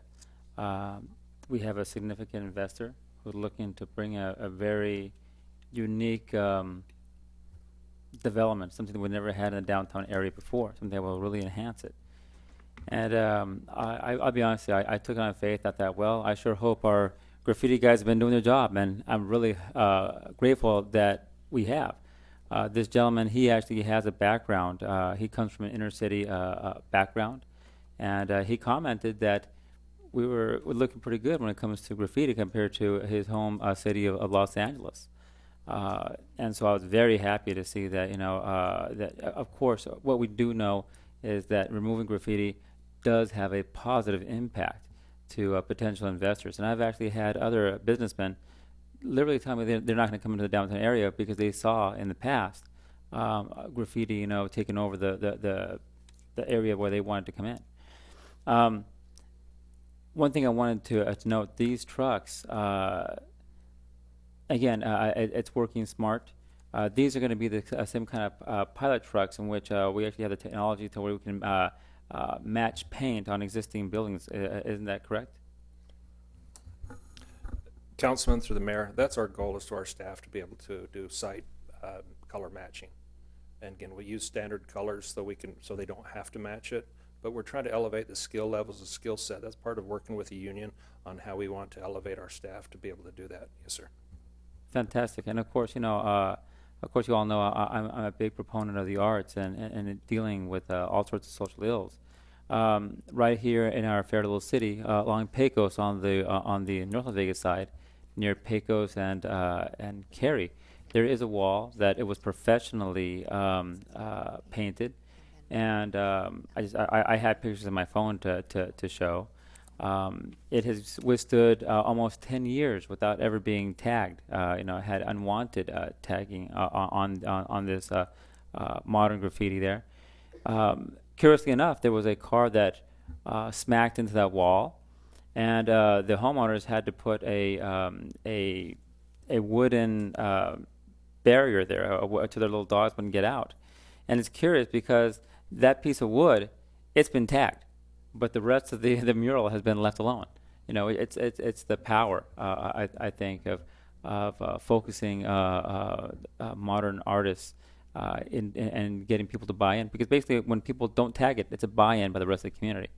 I hope, of course, that you're able to coordinate your efforts with our friends in the Arts and Cultural Board, so we can have a seamless program in promoting this public art. I know we do have a couple of business owners that are really waiting. They can't wait to get some murals up on their businesses to help prevent this in the future. I guess I don't have so much a question other than the fact that you guys are doing a fantastic job, and I'm hoping we'll be able to continue to raise the service level for our residents. Thank you. Councilman Wagner, did you have a comment or question? On this one Part 4 slide, it said develop graffiti abatement agreements with businesses and property owners. What does that mean? It would enable us a variety of things. One, sir, if it's an area where it gets tagged quite oftenly, it's a trespass agreement saying, here, I'll sign this, please come and hit the graffiti. If they have a standard color where it's something we can just match and hit, So look at our options. Not one tool won't fit every different scenario in our community. It may be working with HOAs on what's an option, or a vendor for them to reach. Whatever tool may fit is what we'll try to do. Again, we realize that the property owners are victims. We know that. And we're not going to go out with enforcement tool and beat up property owners. What that enforcement tool enables us for absentee property owners and banks that may not care about the property in our community. It gives code enforcement the tools to go out and get compliance. All right, and another question. We just talked a few minutes ago about outsourcing our HR department. What about hiring an outside company to come in and do this? We don't have to take on the expenses of the city. We have actually, we're in the process. We're already have enacted that to a certain extent. We've worked with the union to create a temporary MOU to hire a graffiti company to come in and maintain the trails. They've already started. Part of the funding that we've talked about is utilizing trail maintenance and the flood maintenance. Those are in place. We had a landscaper that was doing some of the maintenance, and it was actually damaging the properties. So we've already turned that direction. They're a journeyman painter. Again, working with the union, we're trying to create job descriptions and also elevate the quality of our staffs so that we can match it. So currently they are complementing our staff. Hope to be bringing a contract before you for them to maintain our major thoroughfares on a 7-day a week. It's the same company that does the graffiti removal on the strip itself. Ms. Morgan, did you have a question? Yes, Mayor and Council, there is actually a change that I need to read to ordinance number 2702 in the record. There is a revision that we have since it was introduced at the last time. There were some changes that were made, and they are with regard to the final section with regard to graffiti enforcement. The city clerk has been provided with a copy of that change, and it actually mirrors the NRS language in 268, which gives the city the authority to establish an ordinance with it and gives them some enforcement procedures. There are some things in the version that was introduced that we needed to tweak a little bit to make sure it complied with Nevada law. With NRS, thank you. Ms. Brown? I'd just like to volunteer myself and like my sorority, because I know we do an adopt a spot once that program gets launched in Las Vegas. So I want to volunteer them and us and me to do one in North Las Vegas. They don't know it yet, but they will. Excellent. Thank you. I just, Councilman Wagner, you were very insistent that we look through a lot of different systems, and I actually want you to know that I got a hold of Metro, and we brought those people up, Officer Miller, and we worked with them, and actually we found out through that discussion that sometimes they don't care what side of the road is done, whether it's North Las Vegas or Las Vegas. It sometimes just the graffiti just spills over, and we have a great relationship with them, and we will probably reciprocate with them, you know, where we can, because they're also understaffed now. But we did have that meeting. I was able to, because of my relationships with the state of Nevada, I was able to talk to the warden and the director of prisons, I should say, and we met with the warden down here, and we were talking to them about having their trustees, I'll call them trustees, but men and women who can leave, go look for jobs and come back, and they possibly could come volunteer and do some of that kind of stuff when we get set up and we know what we're doing. I know those have been going ongoing. The other thing is that was interesting to me was that I found out through that meeting with Metro that taggers from other states actually come here and tag. They go to high profile positions and tag so that their friends know they're in town. And our people go there and we'll tag something, and they'll put something there so they don't have to call everybody and say I'm in town, but they just put something, hey, I was in your town, just wanted you to know I was here. You know, so this is very much more than just regional to us, it's interstate. And we'll probably never catch those professionals. I mean, they're probably in and out, you know. I have a question for you, and staff would know this, and I'm not very tech savvy. You talked about this app. I've never used an app in my life. I don't know how to add one to my phone. I don't know anything about it, but my kids do. But I'm always going to be the guy that just calls and just don't care about moving on with the IT age. I surround myself with smart people that if I have a question, I call them. But if we have a graffiti, pothole, or street light hotline, how do you tell people like me it's there? Because I never would even put an app on a phone. I would just want to call. What do you do about getting this word out? And if you turn in somebody, you get a reward. Mayor, we use every form of media that we can. One, it's on our website, it's on our vehicles, so people see it in the neighborhood. They'll be on our notices, anything we have to do. Get with the utilities department to see if we can put notices in the utilities flyers. This is the first app I've used where I can able to, again, it's simple, to be able to take a picture and then hit enter, and you don't need to do anything. The one we learned where if someone took a picture and went home and then hit, enter, then it would recognize the location of your home. So any tool we get, we're still going to have the phones, we're still going to have the hotline, whatever else it may be. Somebody's come in to pay a water bill, we'll put that as part of their thing as they come into City Hall. So every tool we get, Mayor, we'll utilize. The app is utilization of staff and efficient. So, Mayor, I'm planning on doing a public service announcement. I'm probably not very much better than you. I only recently went from this phone to one of these. You can clap now if you like. Excuse me. Thank you.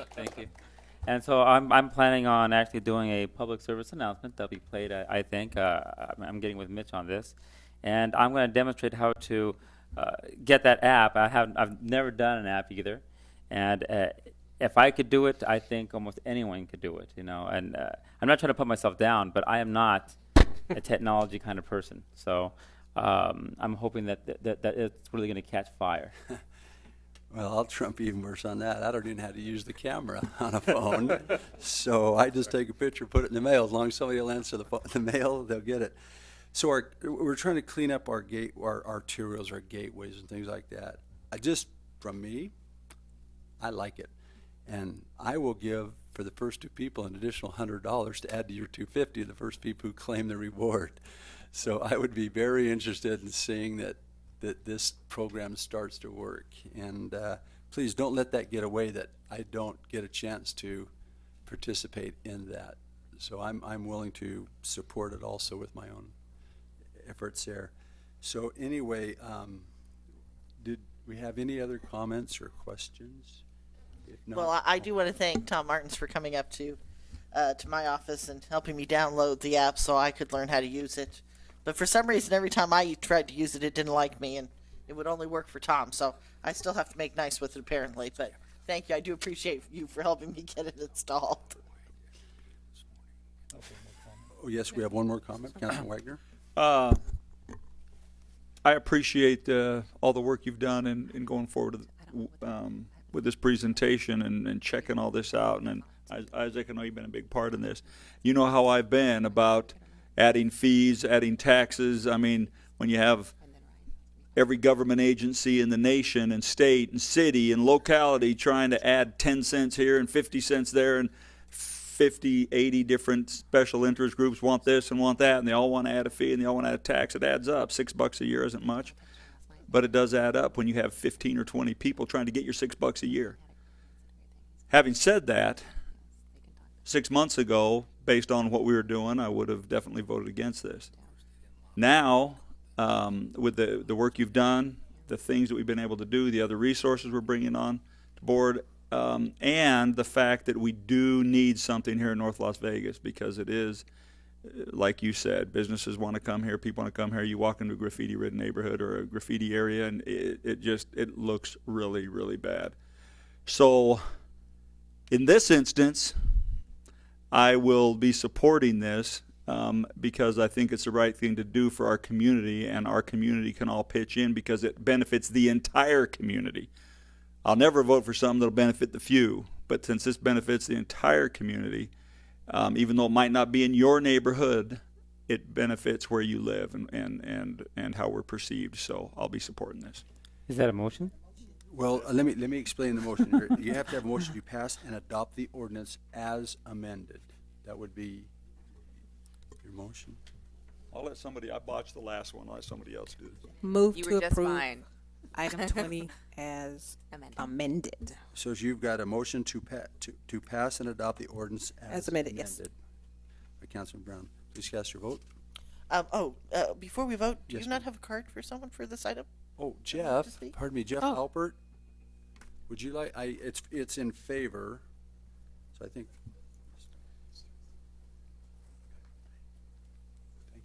Jeff Alpert, 3828 Fusilier Drive, North Las Vegas, 89032. I moved into Ward 2 about 6 years ago. I'm in a small HOA community of about 3 by 3 blocks. And right in our area, there is an elementary school, a middle school, and a high school, so graffiti can become an issue. I walk regularly for exercise, and I've noticed on my walks over the years that there was a lot of little graffiti on poles, utility boxes, sidewalks, and I started becoming a community activist, and I guess informally I adopted a spot, like Councilman Goins-Brown said. I took it upon myself to report graffiti, clean graffiti. I would go out every other week and clean. Now it's gotten down to every 2 months because it's improved. And I keep lists, little ones that I can clean on my own. I buy spray material from Home Depot, I clean it. When it gets ugly and big spray painted walls, I contact the city. I worked very closely with Steve Rayberger and Rick Herman, who used to be in the graffiti department, and now I appreciate the work that Scott Nichols is doing. And in our area now, when I walk, I look at every pole, every utility box. I know every color, what they all mean, and I can tell you right now, there's only 2 little items, so it's not needed for me to do a cleanup yet. I wait till I get to about 10 little items. There are 2 or 3 big ones. I don't want to trouble Scott to come out for 2 or 3 items. I wait till it gets to 4 or 5, and then he does respond pretty fast and comes out and cleans up. So I guess in a way I consider myself a community activist. When I stray from my community and walk a block beyond the borders of my 3 square block area, I am absolutely amazed that the residents don't really take any interest. They have no HOAs around us. And virtually every box, every stop sign, every curb, there's graffiti. So it would be my interpretation that in the city of North Las Vegas, 80–90% of our residents live very close to graffiti. If they went for a walk down their street, they wouldn't have to get far before seeing graffiti. I also plan to work with Cass Palmer. I told him I wanted to talk to him and eventually walk the park down on my corner and discuss how graffitis are handled in our parks. And I am in favor of items 20, 21, and 22. I support them all, and I really appreciate what Mr. Wagner just said from his opinion 6 months ago. I'm happy to see that he's in support of these items. And finally, I agree with the mayor's original comments many months ago that the image of North Las Vegas and how graffiti affects it is important, and we have to take that into consideration and work on it. So I thank you for your efforts. Thank you, Mr. Alpert. I would encourage you to meet with Mr. Palmer and encourage him to walk with you, so we can go walk these parks and, you know, and support him and his efforts, because he's definitely interested in that too. So we have a motion on the floor. Please cast your vote. Oh,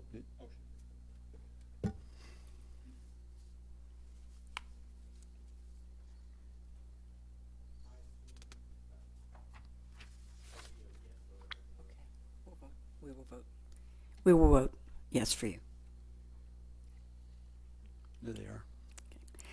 Item number 21, ordinance number 2703, an ordinance amending Title 9 of the Municipal Code of the City of North Las Vegas relating to public nuisance by amending Section 9.08.050 public nuisance, subsection B to add graffiti as a public nuisance, and providing for other matters properly related thereto for possible action. Council, any comments or questions to this item? If not, I'll take a motion. Mayor, Yes, one more change. For ordinance number 2703, there are some small clerical matters thanks to the Mayor Pro Tem and her English degree always at work. We are going to revise sections 6 and 7 and 8 and section 1 to clarify that all of the activities listed in that ordinance will be considered to be a public nuisance. Can we use stronger language? Public nuisance. Public nuisance is actually a defined term.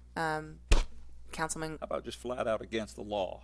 And well, public nuisances are against the law, but Okay. we're amending the chapter regarding public nuisances, so anything in that list would be considered one. Just seems very benign public nuisance. A nuisance is considered to be a misdemeanor. Okay. Punishable 'Cause my in jail up to neighbor's 6 dog months. barks, and that's a nuisance. Counselor, any more comments or questions on this item? If not, I'll take a motion to pass. Move to approve ordinance as amended. As amended. Thank you very much. Please cast your vote.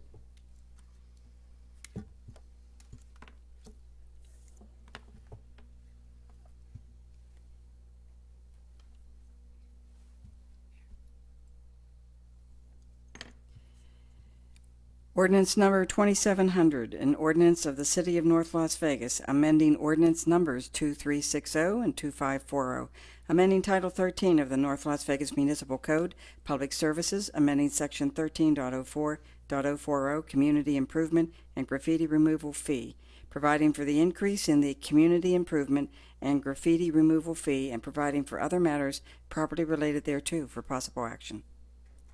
Counselor, any comments or questions on this item? If not, I'll take a motion. Move to approve. Oh, wait, I do have, thank you very much. We have one person who would like to come forward. Richard Cameron? Did I say this right?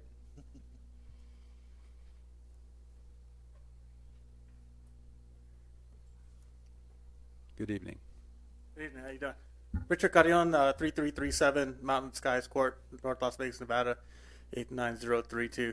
Originally, when I looked at the fees, I was trying to figure out where I was going to. Obviously, in the previous presentation, a lot of the answers have already been presented as far as what the funds are going to go to. The only question I have for this gentleman here and for you all is with the app and being able to report, is there some way that the city can report on a map where the graffiti is going to be at, so that way if there's a pattern of behavior that we recognize with it above a certain threshold, we can increase the traffic to deter any more actions of graffiti? Director Blackburn, that seems like a very intelligent question for us to learn. Absolutely, Mayor. The Comcate software will enable us to track patterns. We can do it monthly, weekly, whatever it may be, to get trends, enforcement action. Again, we only get it when A, someone lets us know about it, or B, we go out ourselves and we'll document everyone that we remove. So we will have that technology to be able to do that type of reporting and enable us to take offensive action. Thank you very much. Richard, are you satisfied? Yes, sir. All right, thank you very much. Thanks for being here this evening. May I ask one more question? I'm actually in support, and I'm also hoping that at some point we can go into a more intervention. I have a child in junior high, so I'd be very interested to see how this progresses in the future, and the money that this is going to go to be well spent. Obviously, the neighborhood that we live in is a neighborhood that my son is going to inherit as an adult. So, thank you. Thank you very much. Yes, ma'am. Greg, I've got one quick question, and it kind of follows along with what this gentleman was asking. I know in the past we had the ability, or we took the time, probably more than we took the time, and I guess I'm wondering if with Comcate we will now have the ability to take pictures and kind of keep that information, because we used to share it with PD so that they would also keep track, like with the gang units, and keep that information up to date, and they could work with the gang unit. Sometimes that helped to help them figure out who was doing what and who to go after. So are we able to share the Comcate information with PD? Mayor Pro Tem, absolutely. This has enabled us to be much more efficient. Again, just in the data tracking and the evidence tracking has reduced 1 FTE from a software program. So we will be able to share it. Mr. Martins and I have already met with the police department to go through with what we have. When they arrest someone and catch someone and give us a moniker, we'll be able to do a report on it and identify the dollar amount. One thing I didn't mention earlier, but this gentleman brought up about the financial side of it, we created or have a graffiti abatement fund. So the money we collect for the graffiti, for that fee, goes directly into that fund. Any other return on investment that we may get, whether it be through the courts, through enforcement, or through abatement will go right back into that fund and be reutilized as well too. We will be giving annual reports on that fund. So rest assured the money will be used where it's intended to be used. Thank you. Thank you very much. So once again, concerning ordinance number 22, we have a motion on the floor. Any more comments or questions? If not, please cast your vote.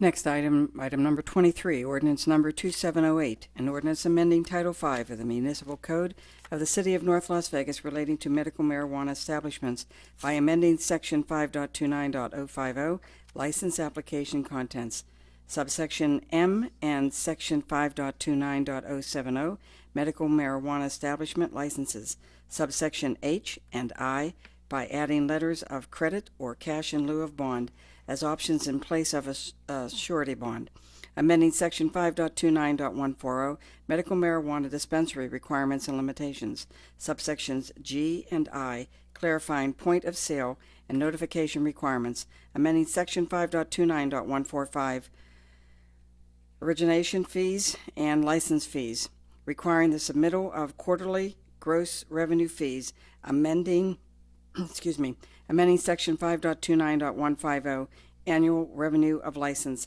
subsections A, B, and C, and Section 5.29.200, disciplinary actions, suspension and revocation of license, subsection F, changing the annual license review to a biennial license review, and providing for other matters properly related thereto for possible action. Thank you very much. Councilor, any comments and questions on this item? If not, I'll take a motion. Move to approve. Please cast your vote. Item's approved. Item number 24, ordinance number 2710, an ordinance of the City of North Las Vegas adding a new subsection 12.16.115 entitled Suspension from Parks to Title 12, Chapter 12.16 of the North Las Vegas Municipal Code, providing for the suspension of certain persons from parks, recreational facilities, or trails, and providing for other matters properly related thereto for possible action. Councilor, any comments or questions on this item? If not, I'll take a motion. Move to approve. Please cast your vote. Item's approved.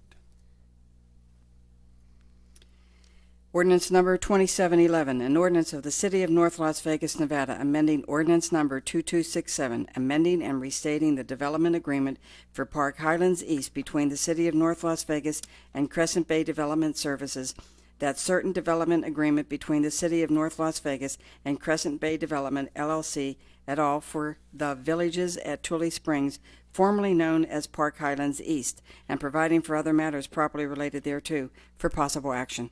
Thank you. Dr. Liu, did you have an ordinance that was to be read in the record, or? Actually, Sandra has some changes. Okay. Good evening, Mayor and Council. I know present are representatives from Crescent Bay, but this is a city ordinance, and there are a couple changes, well, actually several changes that were made since the matter was introduced. The city clerk has copies of all of those changes, but just for the sake of consistency, there's going to be a change to recital J, recital K, Section 3.02 regarding schools, Section 3.03 regarding fire, Section 6.02 titled Commerce and Revere, and Section 12.04 regarding reimbursement agreements for parcels not in the Master Plan Community District. Thank you very much. Mr. Gronauer. Thank you, Your Honor. Members of the council, my name's Bob Gronauer, 8345 West Sunset Road. I'm here representing the applicant and developer on this matter. I want to recognize in the audience also tonight is one of my partners, Stephanie Allen, who's been involved in the negotiations on the development agreement, who's here to answer any questions with respect to the text of the agreement itself. And we also have in the audience Mr. Greg Woolen and Mr. Jeff Beer here to answer any questions. They are the principals with Crescent Bay, who've been very much involved in the negotiations with the development agreement. The first thing that I'd like to do is give you a little bit of a history of where we were to go back in June 18th of 2014.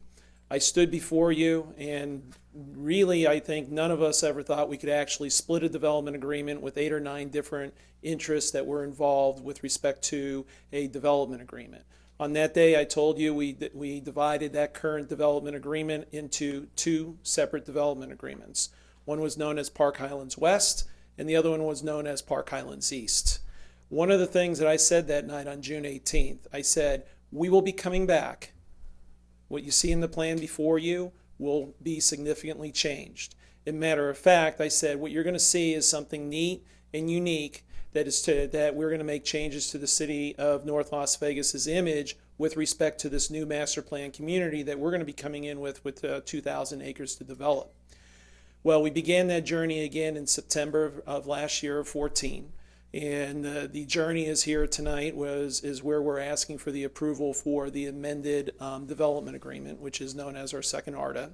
And one of the things that I want to do here is, before we get into answering any questions that you may have, I think it's very important not only for you and for your staff, but for your constituents who are here tonight to understand that we took your message, Mayor and Council, of the challenge that you gave us, and you said we want to make sure that 2006 development agreement is better than what it was approved and better than Aliante. That was the goal that you set out when we had these discussions.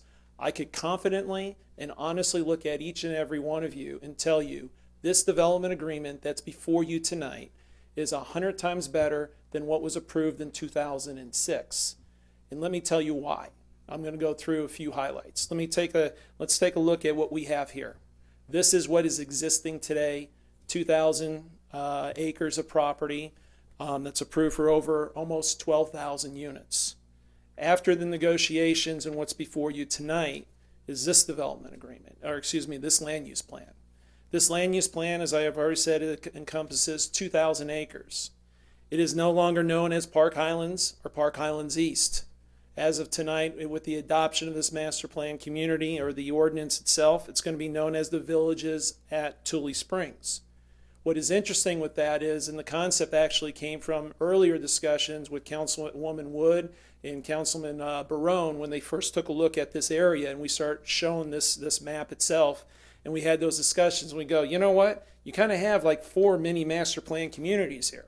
And you have like this development up here, which is north of the Beltway. You have Grand Teton.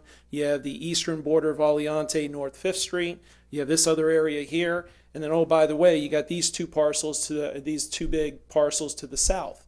One of the things that we did through our charrette and through our discussions, we went back to the drawing board and we said, you know what? Yeah, the council is right. We should look at, as we're developing this, not only changing the name, is adding villages to this concept.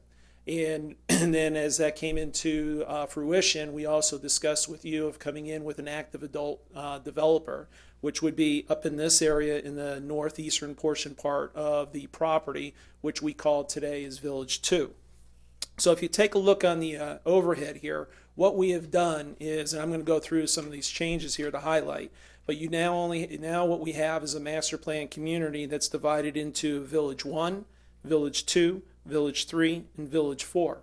And an additional reason why we changed into the village concept is because, as we discussed with you last September, you visited down in Arizona, the developer who's looking to do the active adult in this area.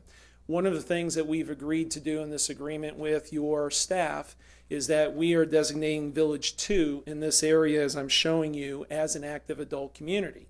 One of the things that we're agreeing to do in this agreement is that we are deed restricting 2,000 residential units to be subject to that active adult community use up in this area.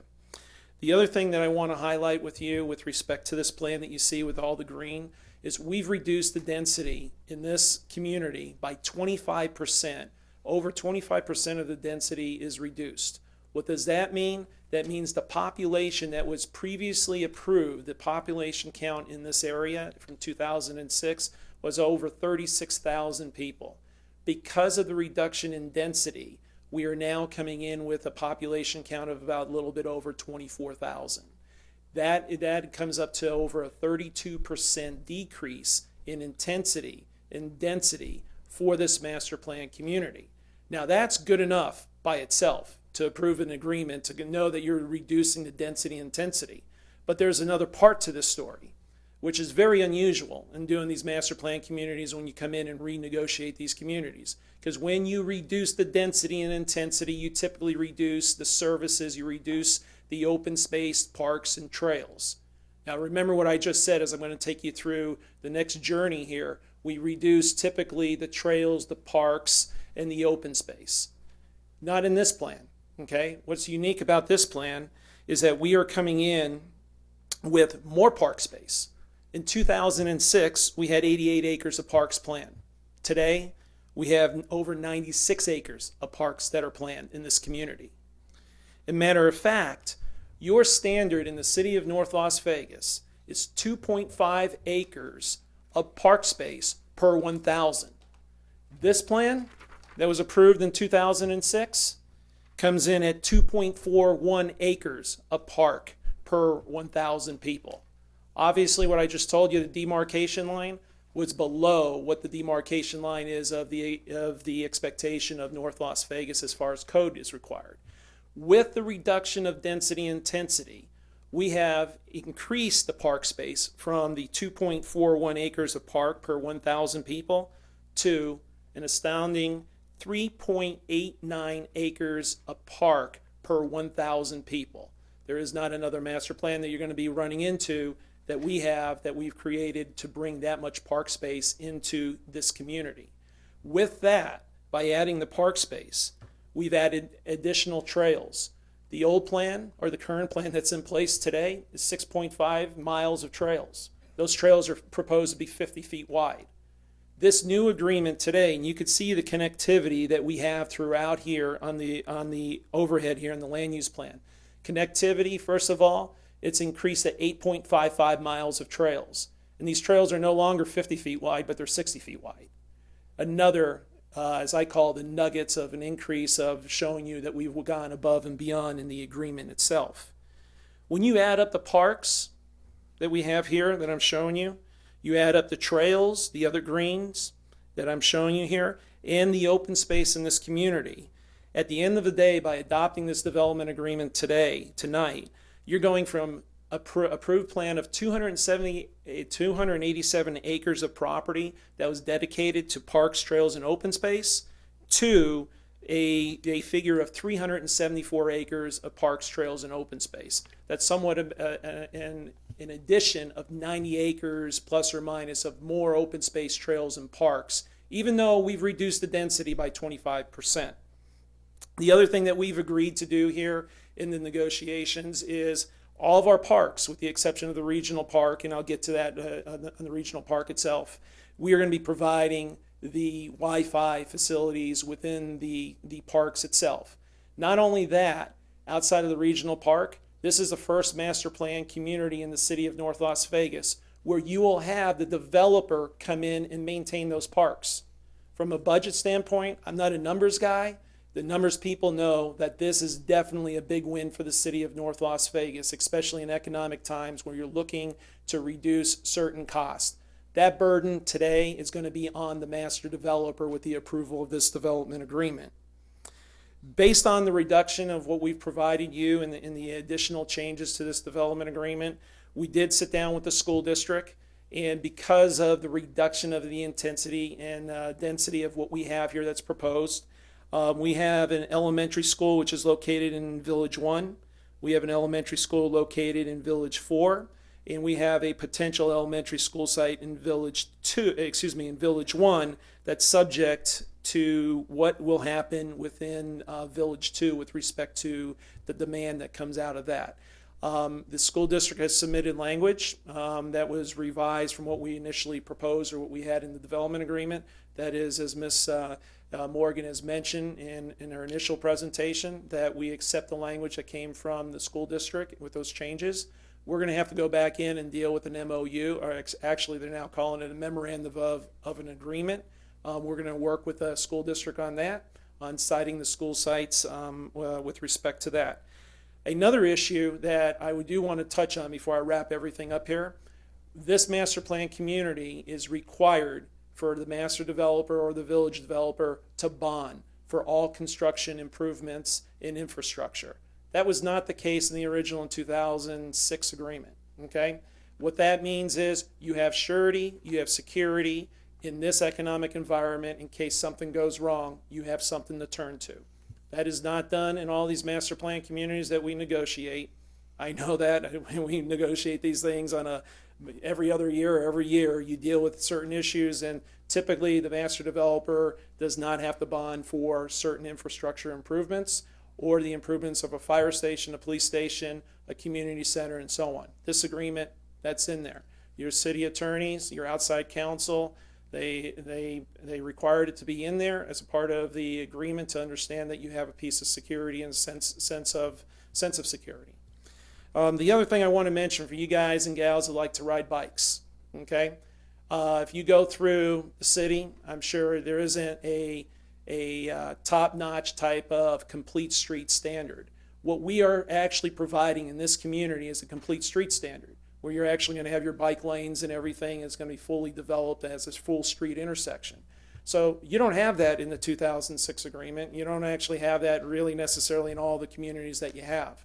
But for the guys and gals that like to ride their bikes early in the morning, late at night, whenever it is, we're going to be having the complete street sections for the city of North Las Vegas in this master plan community. The last couple things are kind of business items that I think I'm compelled to at least address quickly, and I'm sure you're supposed to have, you're not supposed to, you're going to probably have a few more questions. But the first thing I want to mention is with respect to the active adult area. We will be coming in as part of the agreement before we can get the approval of our parent tentative map. We are required to get a Parks and Trails agreement to be amended to be approved for this entire community. As a matter of fact, there's a couple other triggers, like the development standards, design guidelines, anything that needs to be amended needs to be set before we could get our parent our parent tentative map approved. One of the things I want to point out is, and you're familiar with the active adult community about the park, the open space that Shea Homes had out in Arizona. Just for illustrative purposes, I wanted to show you somewhat of a concept for desert landscaping of an area that you would be looking at it when we come back with the Parks and Trails agreement. So you could see the quality of the type of layout and the thoughtful planning with respect to that portion of Village 2 for that community itself.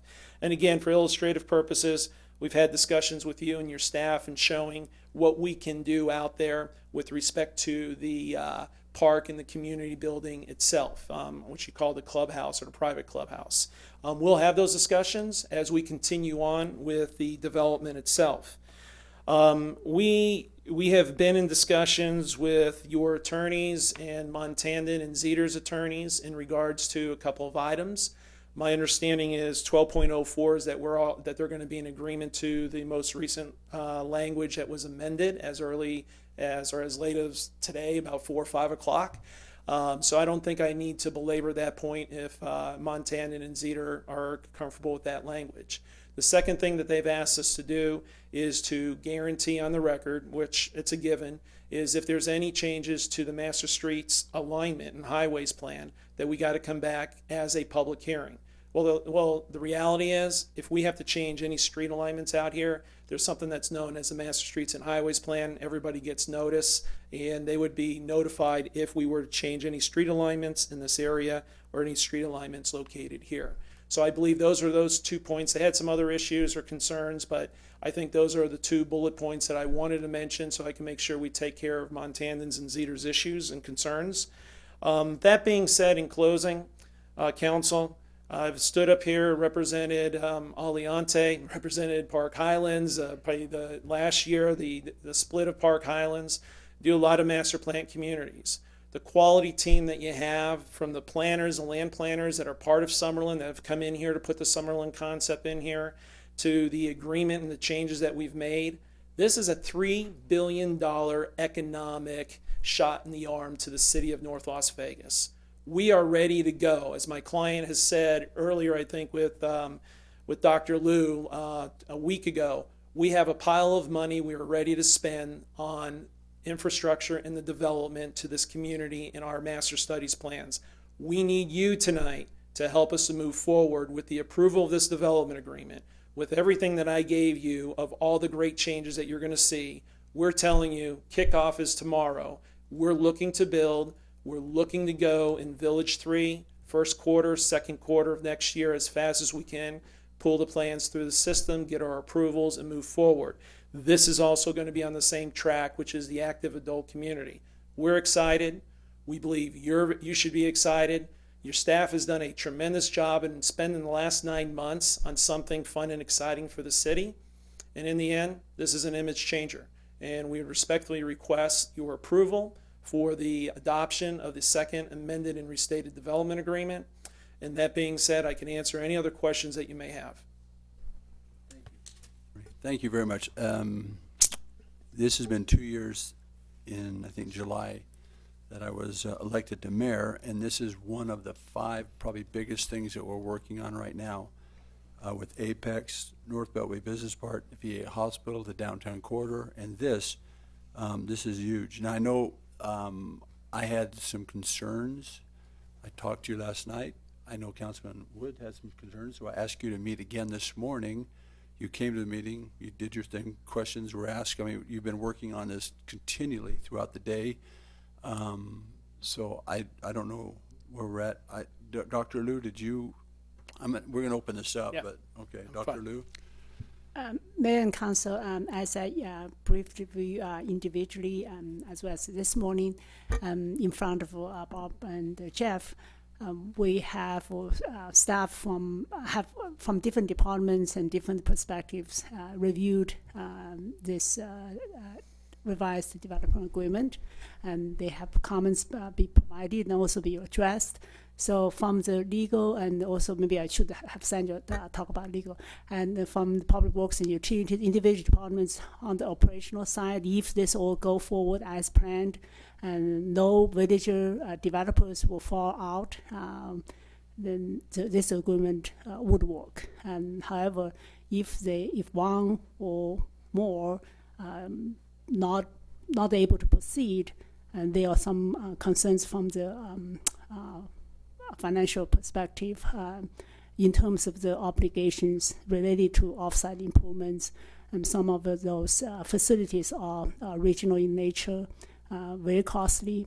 If they're only tied to a specific village, there may be a chance for that not be able to build. So if you like to hear specific concerns in this aspect, I would defer to Direct Darren Adair to brief you on the record. You're encouraging us to listen to the finance director. If you so wish. Okay. Yeah, thank you, Mayor and Council.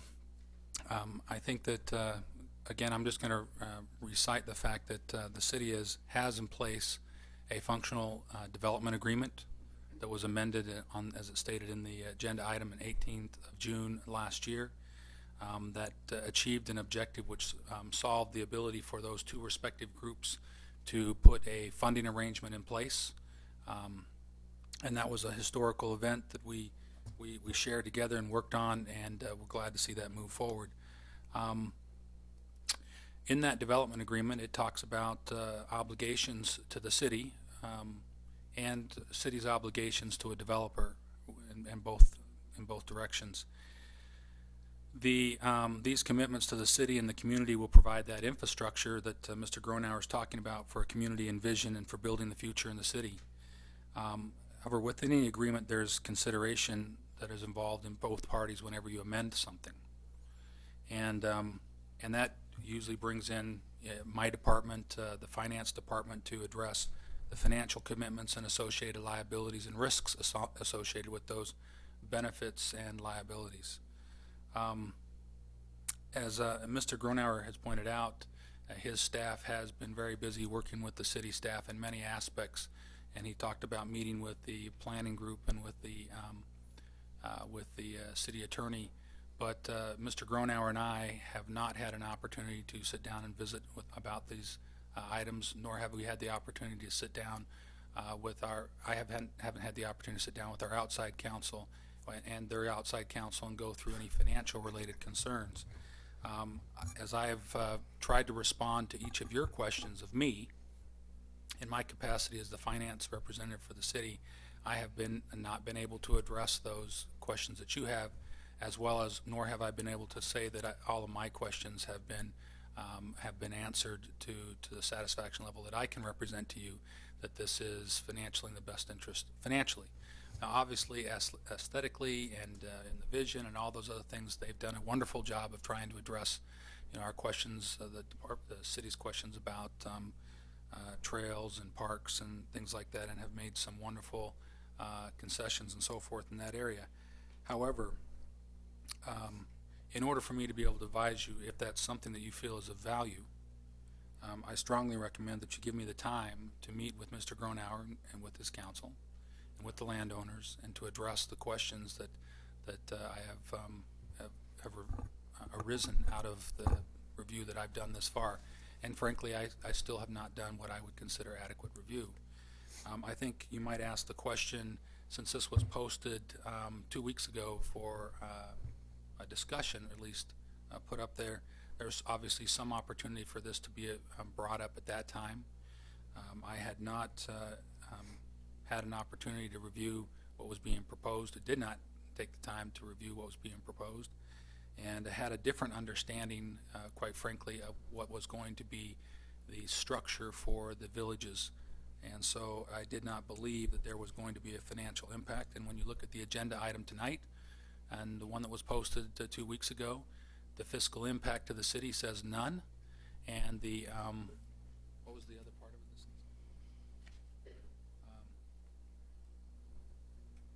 No action to be taken would affect the obligations under the current development agreement.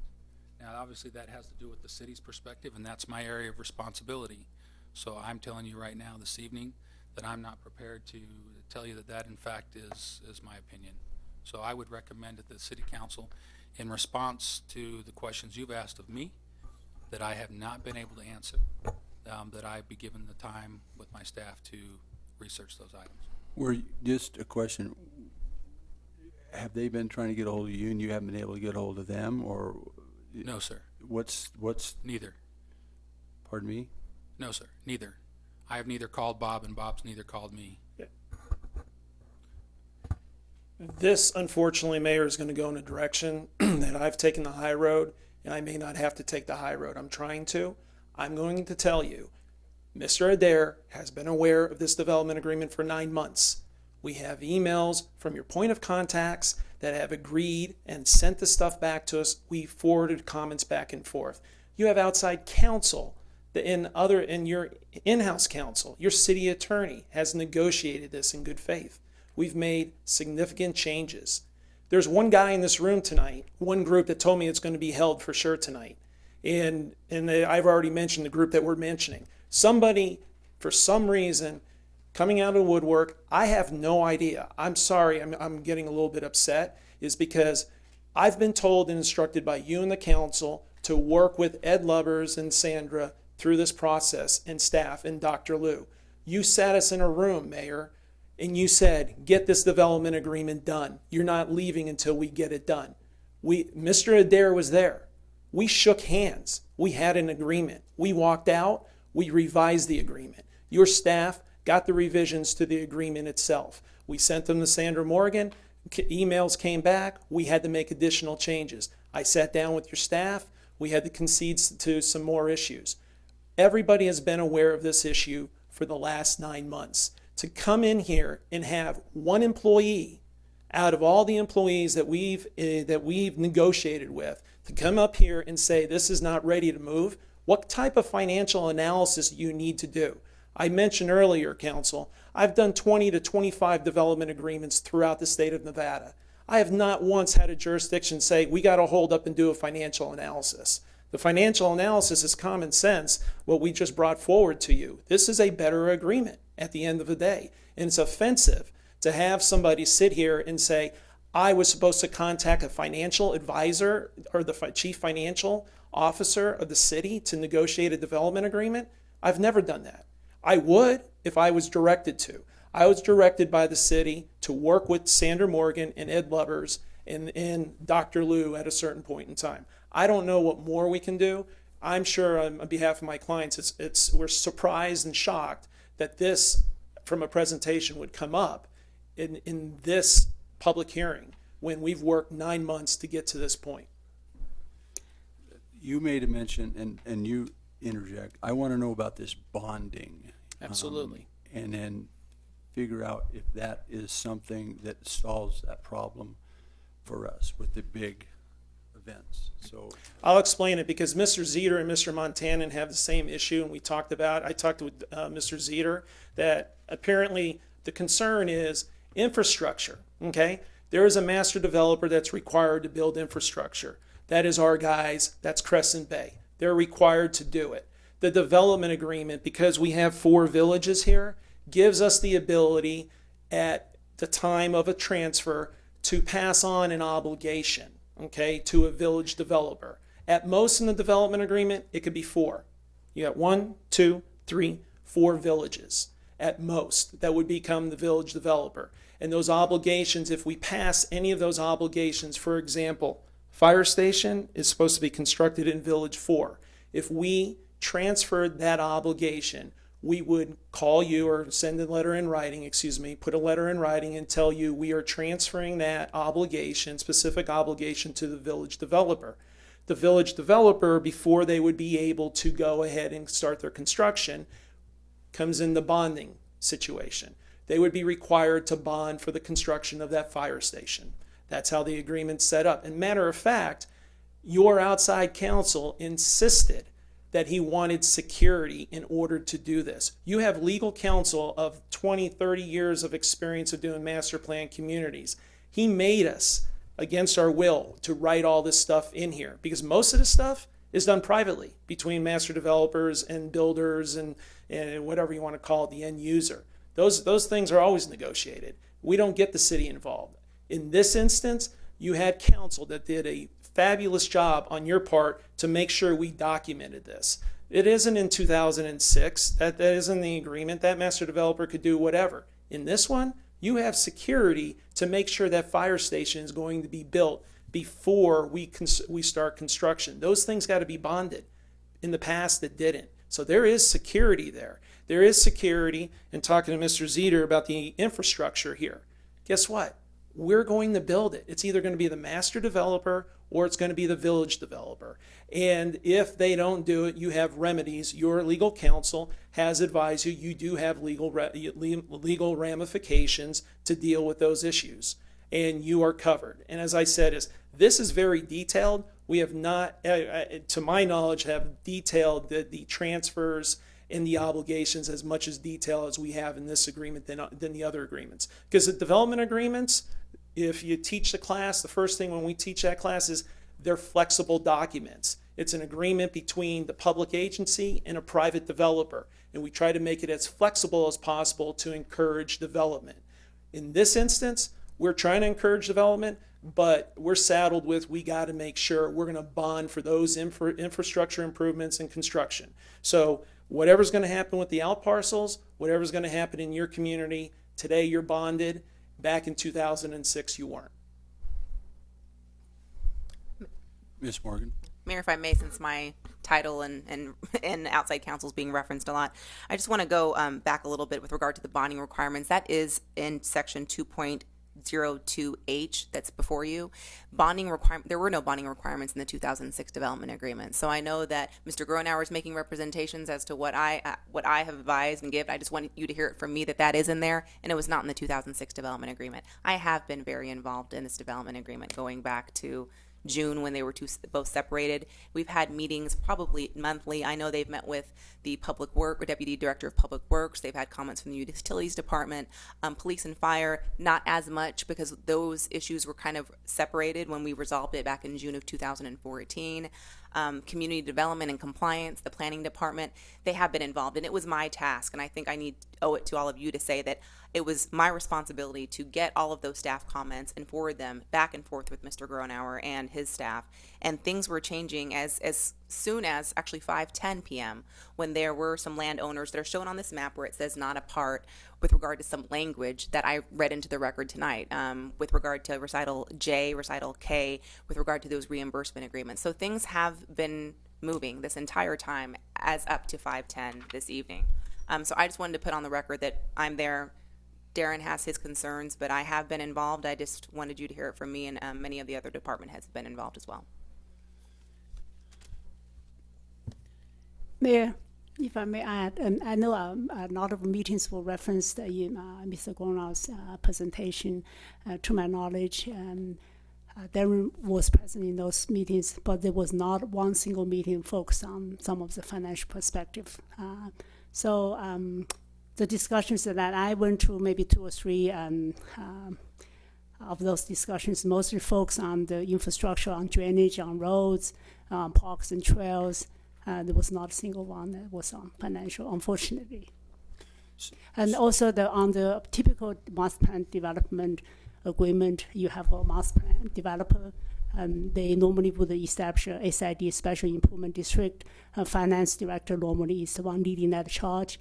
In this particular case, they are not proposing a SID mechanism as the funding for infrastructure. I think the stupor thought I feel is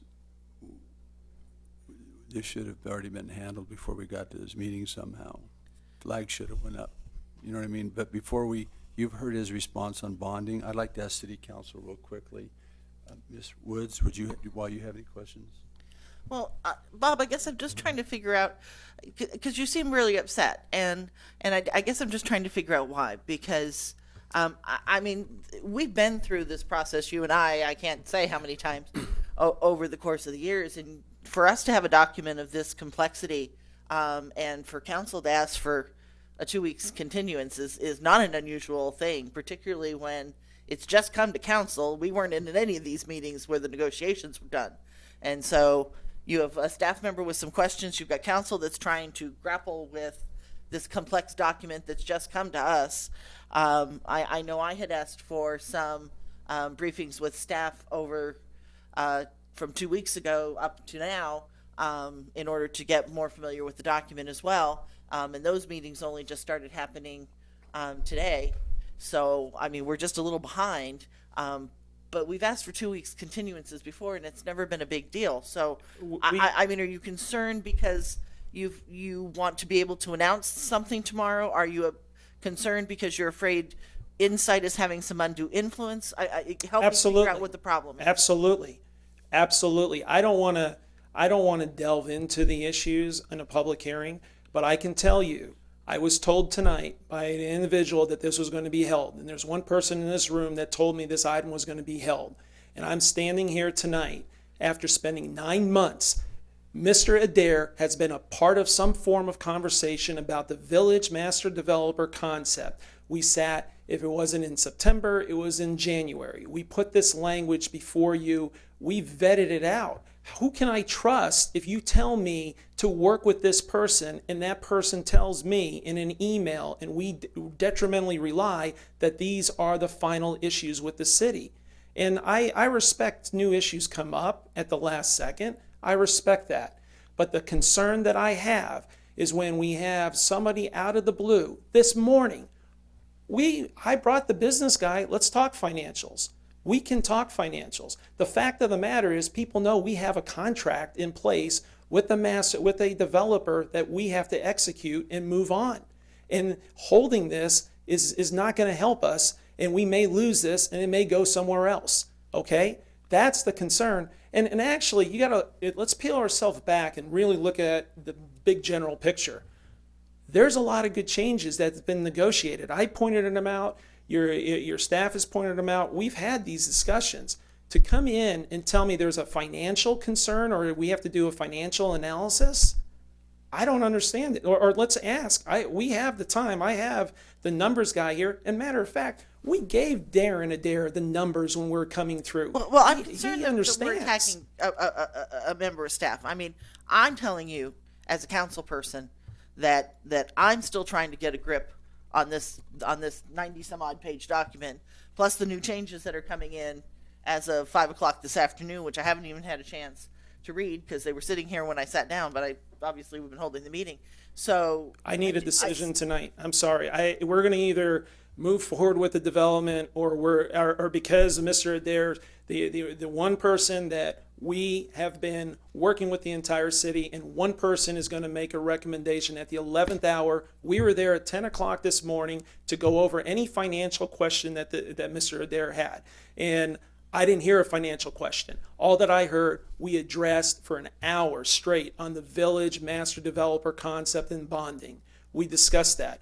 I'm ready to, I feel more comfortable to have a public discussion on what these issues are, because we have nothing to hide. I stood here in the beginning of my presentation purposely telling you I take great pride in what we've negotiated. This agreement, this is not everything that we want in it. Okay, because that's how the development agreements go. But I can tell you, I could stand here and tell you, you have a $3 billion economic opportunity here that's been negotiated for 9 months. There's nothing that we're going to change in this agreement. I don't know. I don't know what more you want from us. I'm equally offended to think that you or your client would think that any member of this council was being influenced by any other member of any other firm. That we would look at this as I'm not saying that. No, I'm not saying with the council. No, I'm not saying with council whatsoever. That's clear. You make independent decisions. I respect your decisions. My concern is that this is coming up at the 11th hour. As the mayor said, is why are we talking about this tonight? This is 9 months in the making. 4 months, 3 months. As a matter of fact, I had a text from Mr. Montandon that told me on April 17th that Darren was reviewing the development agreement. What more am I supposed to do? I presume this stuff is being done. And I walk up here, I've done my homework, I've worked with the people I was told to work with. And now I'm being told that I didn't call somebody, and because I didn't call somebody, this development agreement is going to be held for 2 weeks. Is that the message we want to send out to the development community? I don't think so. Let me see if there's other questions real quickly. Is there any other questions for me? Yeah, Councilman actually, Ms. Gronauer, I'm really looking forward to this to this development. It's going to happen. Of that, I feel it. But I have some questions here at last minute, and you have to understand that these are questions that I think a reasonable person would have, especially with some information that you may or may not have at the time. Now, our friends at the far southwest, they're dealing over there with some issues with schools. There were not enough schools built. Now they're talking about going to double sessions. Originally, I guess the original development agreement has several schools, more than we have here, and we have now 2 schools that are most surely going to be built, and one that's maybe going to be built. Now, yes, I know that the densities are lower now, so there might be a less need for schools. But not that long ago, we were talking about, of course, the age restricted. Age restricted and deed restricted are 2 different things. Ms. City Attorney, is there in fact an age deed restriction on the active community, adult community? Let me find the exact section for you, Councilman. I know, and I know that Village 2 has roughly 2,500 units, and I believe 2,000 of those units need to be considered to be the active adult community. It said it will be subject to a deed restriction as permitted by the Housings of Older Persons Act of 1995, also known as HOPA. It's a federal regulation, which among other things requires, and we actually just put the federal definition in the actual development agreement, which requires that A, at least 80% of the occupied units within the active adult community must be occupied by at least one person who's 55 or older. B, the owner of the management or the housing facility must publish and adhere to policies and procedures that demonstrate an intent to provide housing for persons 55 and older. And so it's conjunctive, not disjunctive. C, the community must comply with the rules issued by the Secretary of HUD, the Housing and Urban Development, for verification of occupancy through reliable surveys and affidavits. Well, I talked to Linda Perry out at Clark County School District, and she told me they have not signed off on this agreement. As a matter of fact, I guess she hasn't spoken to you guys in a while now. No, I actually, again, with emails and texts, we both went back and forth this afternoon. She told me that you called her, and she told me that the issue was addressed. And the issue is my understanding is, which is no different than the last agreement, is actually in working with the school district, we get the development agreement done first, and then we come in with the memorandum of understanding. I called the understanding, but in this agreement, this is their language that was submitted from the school district. Your staff has it from the outside counsel. This is the language that they agreed to, and we're in agreement with it. And then we're going to come back, because that's going to take about a 6 to 9 month process to get the MOA approved, because you got to go through Clark County School Board, which is no different. I'm working on another agreement with them from another master plan community, same steps. If the Clark County School District and Linda Perry were in opposition to anything, to the school locations that we proposed, they would be here tonight. Again, they put the language in, they saw the maps, we've been working with them. I will give you, as I said, the understanding is we have to come in with a memorandum of an agreement, which is no different than what we do. So once we get that MOA, that all this stuff will be locked in, but it's all subject to MOA, the discussions, the school sightings, when do we turn over those schools. That's a separate agreement, a side agreement that we work on with the school district. At the same time, I think I do echo also Councilwoman, Mayor Pro Tem's view here. I just saw you, I think, yesterday. That gets put out here, and well, really, I know I haven't had a chance to. You're asking me to take on faith.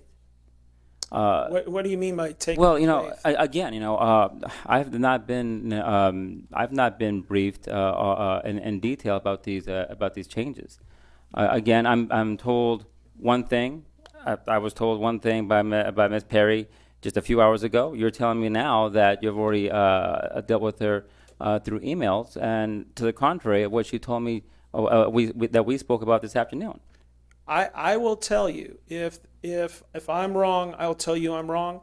Linda Perry and the school district would be here in opposition if they had a concern with the land plan. Actually, with all due respect, she said that she would not be here unless she had her outside counsel to be here, her in-house counsel, just to cover her, and she couldn't get the counsel to be here. So that's what she actually said. Yeah. Again, this was negotiated with the school district, the language. The school district sent the language to your staff. They sent it to me, and then we sent it to your staff. If the school district had issues with the land plan, they would be here, because the land plan is locking in with the approval of the development agreement, the location of the school sites. The MOA will come subsequent, and that is a standard due practice of what we have with all master plan communities in Southern Nevada. And again, if so, I would tell you if the school district was in opposition to what we're proposing. Mr. Brownhour, what I'm getting at here is, I don't want to beat up on our former city governments there. I've seen neighborhoods built with no sidewalks. I've seen really atrocious, in my opinion, land planning because things were done in a hurried manner. It seemed like they were for a while there. This city was expanding with no controls on it. It seemed like. I don't care who thinks that I'm being wrong, and if I'm speaking badly about them, that's too darn bad. As a community member, I've seen lots of things going on in this community that I think subsequently, after a few years, would probably think, was that such a good idea? I have a pretty good friend who's a carpenter. One thing that I have to admit that I really learned from him was the value of measuring and measuring again and cutting once. What we're looking here is something that's going to affect residents of our community. And I have no doubt that this is going to be a fantastic community. But we're looking at something that 10 years from now, people are going to be looking back and saying, Is that what really what they wanted to do?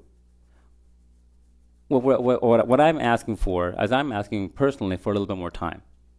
I'm not saying that this thing is not going to happen. I want it to happen. I deeply want it to happen. I think you know just how much, how passionate I am about having this development to change the image of our city.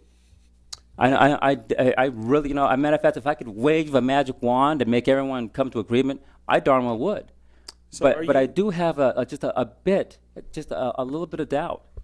Doubt about what? I just told you. Schools? Yes. So am I supposed to get an MOA before you would approve the development agreement? What I like to do is talk to someone at the school district to find out what right from the horse's mouth. And if you wanted to be in that meeting, I wouldn't have a problem with it. But I definitely want to hear it straight from the horse's mouth as to, because again, you're telling me that if they had any sort of a doubt, they'd be here. I know the reality is something different. The legal realities are different. I know they're not happy with going down from what used to be 5 schools down to now it's 2. Again, I'm your biggest fan on this. I really am. I'm your cheerleader. I'll be out there. I'll bring my own shovel to turn the first shovel of dirt. But what I'm personally asking for is just a little bit more time, a couple of weeks. Is it going to really make that much difference? Yes, it will.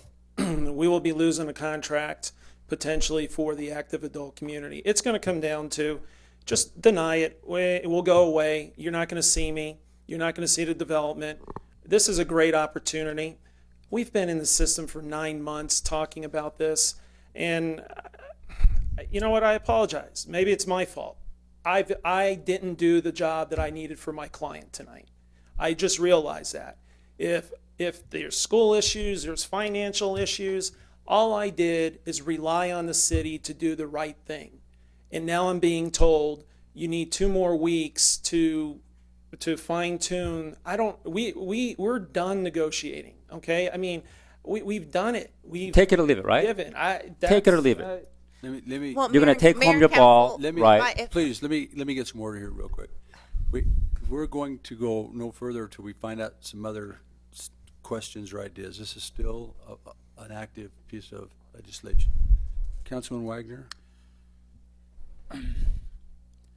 Bob, I have the utmost respect for you and your principals involved with Crescent Bay. This is a fantastic project. I love what you've laid out tonight. All the things you've done, the negotiations, the staff work, everything that's gone into this. However, my problem with this is that we've got a finance director here who is probably the best finance director that this state has ever seen in a municipality. This city was floundering and no one trusted us. No one trusted the numbers. No one trusted anything that was coming out of North Las Vegas. Mr. Adair came and he has shown us the numbers. The unions trust him. All of our bargaining units, they know. The governor came down last year. He's been before the Department of Taxation many times as the state's threatening to take over the city, as they're threatening to come in and do this and do that. And they looked at his numbers and they say, you're absolutely right. You're dead on. Finally, they came back and said, there's nothing we can do as a state other than what you guys have already done, based on the recommendations that Mr. Adair has made. I would feel horrible, and there may not be any changes, but when I have my finance director, the best in the state, saying, I need time to review it, and you may say, well, why didn't this happen? I don't know where the communication fell down between our staff and our finance director. I don't know what happened here and why we didn't do this. I do know this. I do know we are understaffed. That's a lame excuse, but they just got through last night. Or what do we got? 3 people in finance with a $500 million budget they had to submit to the state. We just barely did that last night. I know, and I'm not making excuses. These guys work hard. I know that our finance department works from 8 to 8 every day, 8 to 10. They're here 10, 12 hours a day sometimes, it seems like. And if I was making an investment as a businessman and if my accountant said, hold on, just give me a few days to look into this, I would be probably the dumbest guy in the world if I didn't at least listen to what he had to say. And put that with the fact that I know Mr. Adair for many years, and I know he's a man of integrity. He's not trying to stick anybody. He never gets emotional, except he never gets emotional about who's doing this or who's doing that or what's going on. He is strictly a numbers guy. People have tried to get his goat in meetings, I've heard many times. He just says, I'm just here to give the numbers. I don't think you're trying to do anything disingenuous. I don't think Crescent Bay is. I don't think anybody is here.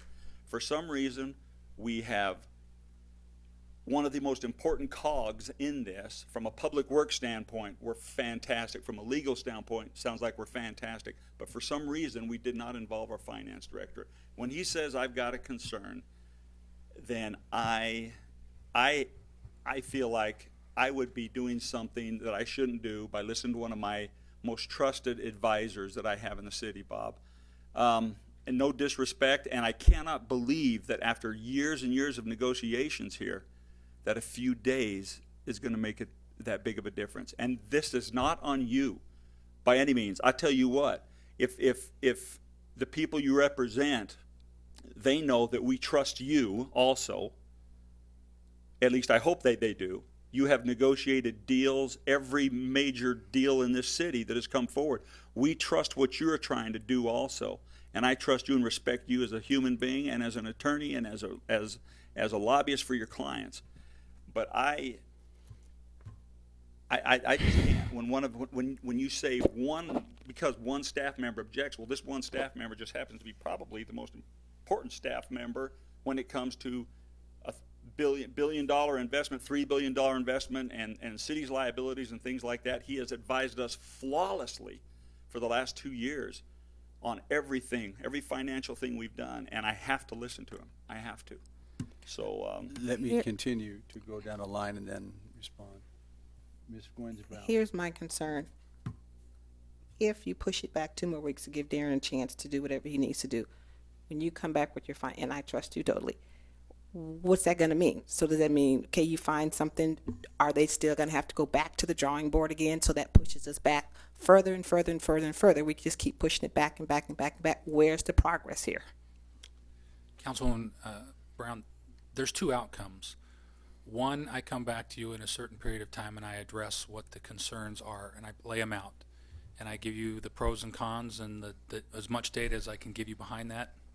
And I say to you, we have not reached a resolution on a couple of those differences. You're the deciding body. You're the decision-making group.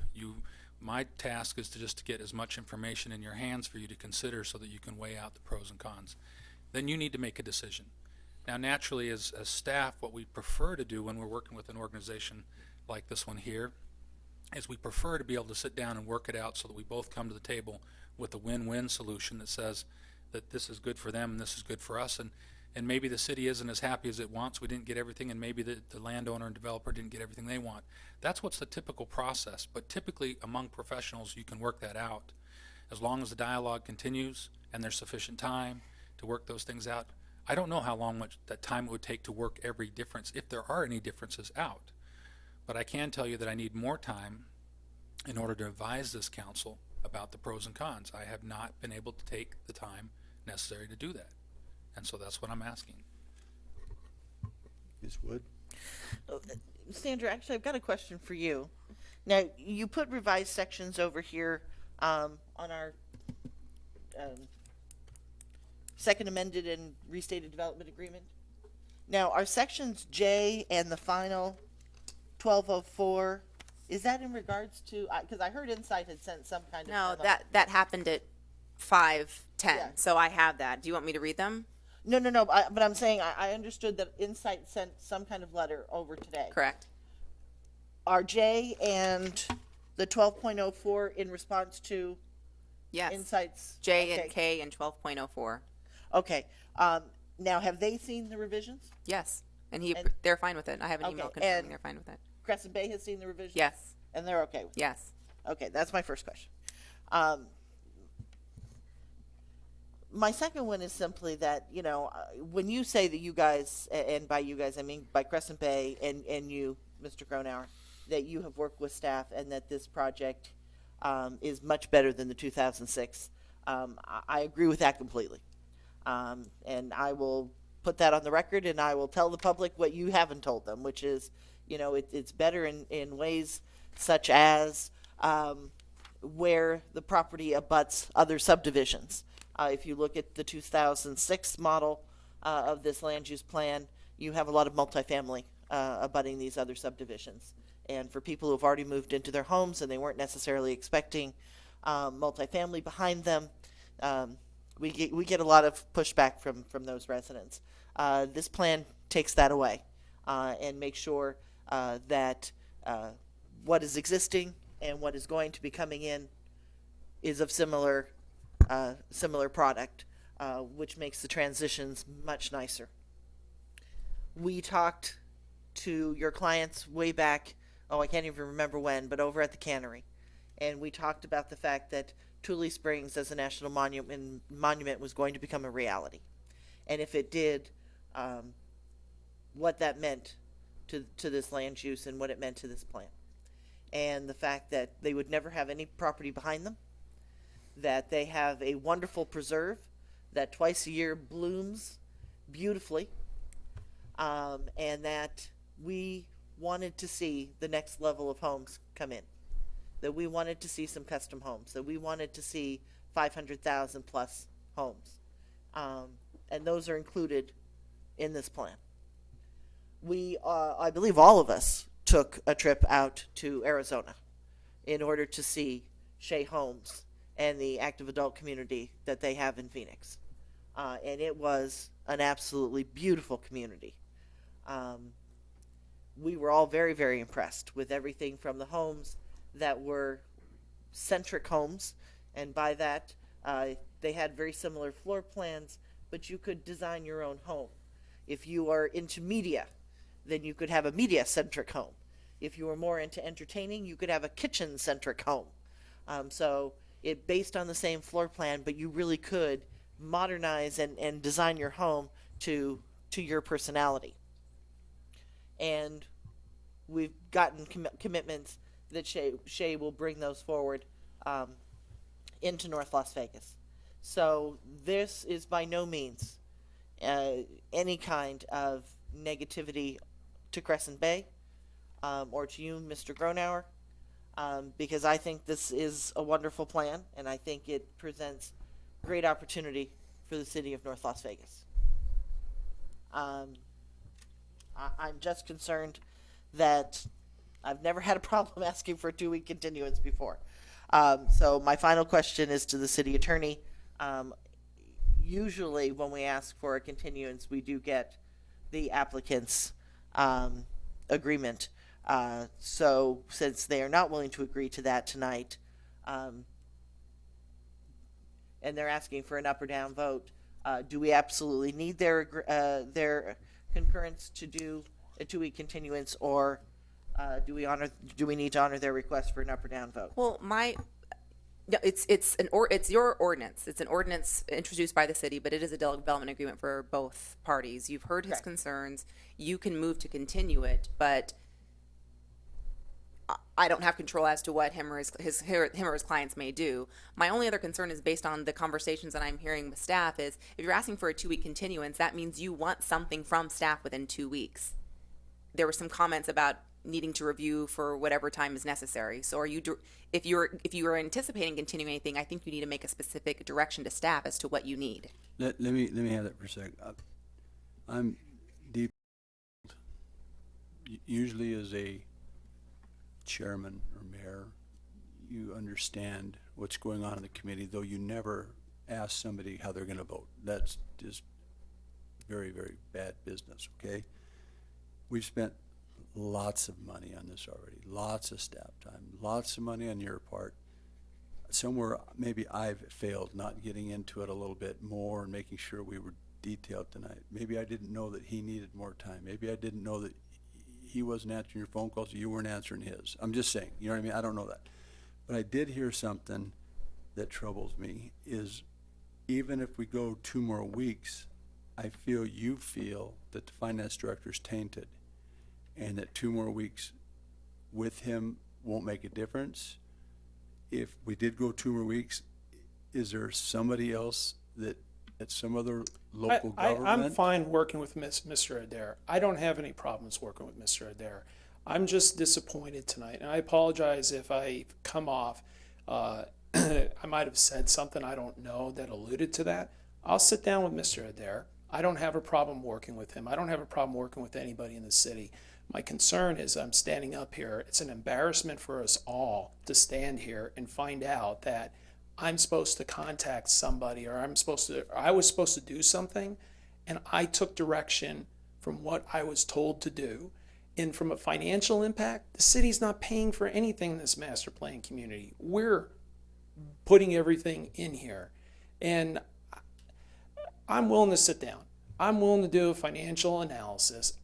It's a conundrum. Your city attorney I was going to ask, if you're going to hold it, what am I supposed to do in the next 2 weeks? What issues are there? Because you said it. We spent 9 months, thousands of hours on this, thousands, and money, relentless amount of money. And we have a bag of money that we want to go tomorrow and start spending for development to start that economic boom. I'll leave it up to you. I respect you guys. So I'm just totally caught off guard, confused, concerned what the message is when we walk out of this chambers tonight with respect to developers doing business. I don't know what direction we need to take. Please help me. Let me handle that one. It appears that the city manager needs to be heavily involved in the next 2 weeks with you. Absolutely. She speaks for the city. Everyone that works here works for her, except we have 2 appointed, you know what I mean? If she tells the director that that's not going to happen, she's the boss. I would just ask you that you don't ask for a vote tonight, because you don't have to be a genius to figure out what the vote's going to be. It could be 4-1 or 5-0. You know what I mean? It's not going to pass. And my point is, Montandon and Zeter understand we have a contract that we could lose on June 1st if we don't have this development agreement done. And we have a concern that we don't have the development agreement, we may not have Shay. We could hold it 2 weeks and do what we can to get them to the table. I don't value those people at all. I value the contract that you're in, you know what I mean, with the city. Yes. Recognizing that, and you're telling us the truth, that by June 1st, we have to get this figured out, or you could lose your contract. That's what you just... Anything's in danger. It's in danger of not having an agreement. We're competing. Understand one thing? There are master plan communities in Sparata, Sky Canyon, that would love to have an added component like this.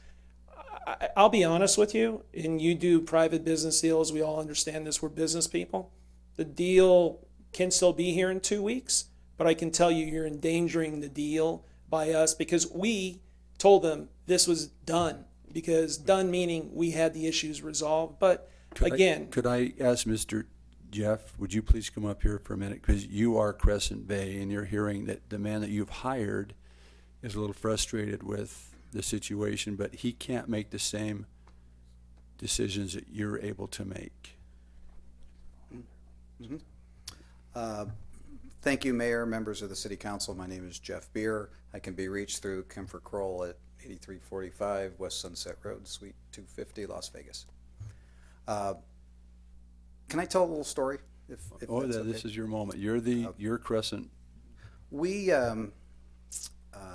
We came to North Las Vegas, believe it or not, almost 4 years ago. You weren't even in this building. That's how long our involvement goes back. Many of you sitting up on the dais were not there, and your staff was almost entirely different. After several months of due diligence, we went to a bankruptcy auction. We were one of only 3 people who were interested in investing in North Las Vegas. It was December of 2011. And the other 2 people were a Wall Street investment shark and a current owner of property who was trying to double down and make more money. We made a $21 million investment in North Las Vegas in December of 2011. It was published in the newspaper. The comment sections were nothing but ridicule, the stupidity of our investment in this city. We believed in North Las Vegas. We believed we had a substantial opportunity to change the plans that were in place. Our conversations with city staff, which were extensive at that time, were all encouraging us to bring a new plan forward, to make it better, to invest in the city. We did all of those things, and we continued to do them, and we continue to do them. And I have to be honest with you, Mayor, that I really feel that the timeline has been so long that I really get the feeling that the message that's really being communicated to us, and maybe I'm a little dense and it's taken a while to get it, but our investment capital is not welcome here. I do not particularly feel that we have been treated in a manner that is consistent with the opportunity that we're presenting to the city of North Las Vegas. The $3 billion number that Bob threw around is not just some marketing number. That was a applied analysis, so I understand it was the most respected economic impact firm in Las Vegas was the one who came up with that number. We have been through this plan in so many different capacities. We were told our traffic plans weren't good enough, we changed them. We were told our drainage plan wasn't good enough, we changed it. We were told our density was too high, we lowered it. We were told our parks were not sufficiently located, we moved them. We were told the parks, the previous developer had them, they were unusable, they were in drainage basins, we pulled them out. We were told our trails were too narrow, we widened them. We were told that our trails were too short, we lengthened them. We were told they didn't connect to the right places, so we made them connect to the right places. We were told that over and over again that we were trying to somehow take advantage of the city, and then the reality is we were just responding to one request after another after another. So you can imagine our disappointment tonight to find out that when we thought we finally, after a 4-year road, were getting to a point where we were going to finally get our approval, that we're being asked for another 2-week extension. All of that said, if everyone in good faith will promise us an up or down vote in 2 weeks, we've been at it for 4 years, the comment is absolutely correct. What's another 2 weeks after 4 years to give everyone one last shot to take another look at the agreement and make sure everybody's comfortable with it? But I would sincerely implore you that, per Councilman Goines' concern, which is very much my concern, that 2 weeks turns into another 2 weeks, and we open up a whole nother negotiation with a whole bunch of new issues that, quite frankly, we've been over and over and over again resolving. And I guess what I'm saying is we'll do the 2 weeks, but I would really like this to be the last 2 weeks. And if 2 weeks from now you don't like our project, I get it. You know, we'll. Let me ask you a question. Do you have faith in our finance director? Is there anything about his Mr. Adair is a very demeanor that you find that is not going to allow this to happen? You know, personally, everyone has been wonderful from an intelligence perspective. It's a very bright team. Particularly impressed by the people I meet. I think everyone's been polite and professional, and I hope we've been the same. You know, we also are very proud of our team. They're all the best at what they do. We have not attempted in any way, shape, or form to find people who are going to just do what we want them to do. I mean, we have brought in experts and paid them handsomely, starting with this guy, actually, to make sure that everything that we do is good for the city. I'm not concerned about any one person, any one organization. What I'm concerned about is just standing back and looking down. This process is seeming to be never ending. So I don't have any particular place, or I'm trying to place any blame. It's just as a matter of course, and we have done many big projects before. Typical time frame for something like this is 12 to 18 months, and we're going on. Well, depends on where you start. Say from the day we bought the property, almost 3.5 years. So after a while, you get the sense that 2 weeks from now there'll be a new issue because Jeff, I don't think so. Mm-hmm. I actually believe in the system. I believe in the people that I work with, and I believe in you. I don't know if they're asking for too much or you're offering too little. I don't know the negotiation side of it, but I trust both sides. One thing that's perplexed me a little bit now, it's perturbed me, is I saw this game played in the legislature to the point it sickens me, is late minute amendments. Mm-hmm. I'm not interested, the council's not interested in last minute amendments. That is a sneaky, deceitful thing that usually takes place. There are times when an amendment comes in that everybody realizes something was missed. But nefarious amendments are not subject to this council. We will not play that game. So completely agree, Mayor. So what I'm trying to say is Completely if Sandra Mm-hmm. and Darren and Dr. Lou go to work with you, within a week, I would think all amendments should be in the system so everything can be vetted. So this city council does not get that piece of paper that she was trying to read as fast as she could that was submitted this evening. And that's not a fair opportunity for this council to make those decisions. Sandra, would you like Sure, Mayor, just to be clear, the changes that I submitted this evening were not the stapled stack that you had in front of you. Those were changes that were made from the introduction on May 4th, I believe, to today. The changes that I had this evening were 3 sections. Yeah, it was 3 sections and it fit on about 3/4 of a page. So I just wanted the record to reflect that. But I want the record to reflect that if Ms. Woods doesn't have at least 3 or 4 days to read it, then that amendment won't be entered. All right? But please keep in mind, Mayor, that all of the Unless amendments, something is so clean that Sandra picked it up and everybody agrees. Yeah, you're going to tell them that every amendment that you're looking at last minute was an amendment requested by someone at the staff or a third-party property owner. The assumption, and I completely agree, is, and this is exactly what Mayor, what frustrates me, quite frankly, is the notion that as the developer, we're trying to slide in an amendment at the last minute. I don't know what else we can do to convince everyone that we're actually pretty good guys and we're pretty well capitalized and we put a great development plan for you, and we've responded to hundreds of requests from the city and made just about every one of them. And it's not us putting in the amendments. Again, I've already offered up the 2 weeks, so if that's what it takes to get it done, let's do it. But Okay, Dr. Lou, you're responsible. Can you put the team together, get everybody at the table so nobody answered my phone call, I couldn't get a hold of somebody. That'd be an opportunity for you to be the leader and put this together if it's going to happen. In 2 weeks, we will have a clear recommendation as a staff, as a whole. Okay, so you're the point on this. Yes. And you'll let everybody know on council what's happening so we don't get here and then we're trying to figure it out. Yes, Fair Mayor. enough? and we can do an up or down vote in 2 weeks. Yeah, Councilman Wagner. And I'm not interested in nickel and diming these guys. They have done everything that they can, that we have, like they said, they've done a lot that we've requested. Everything. And I understand your frustration.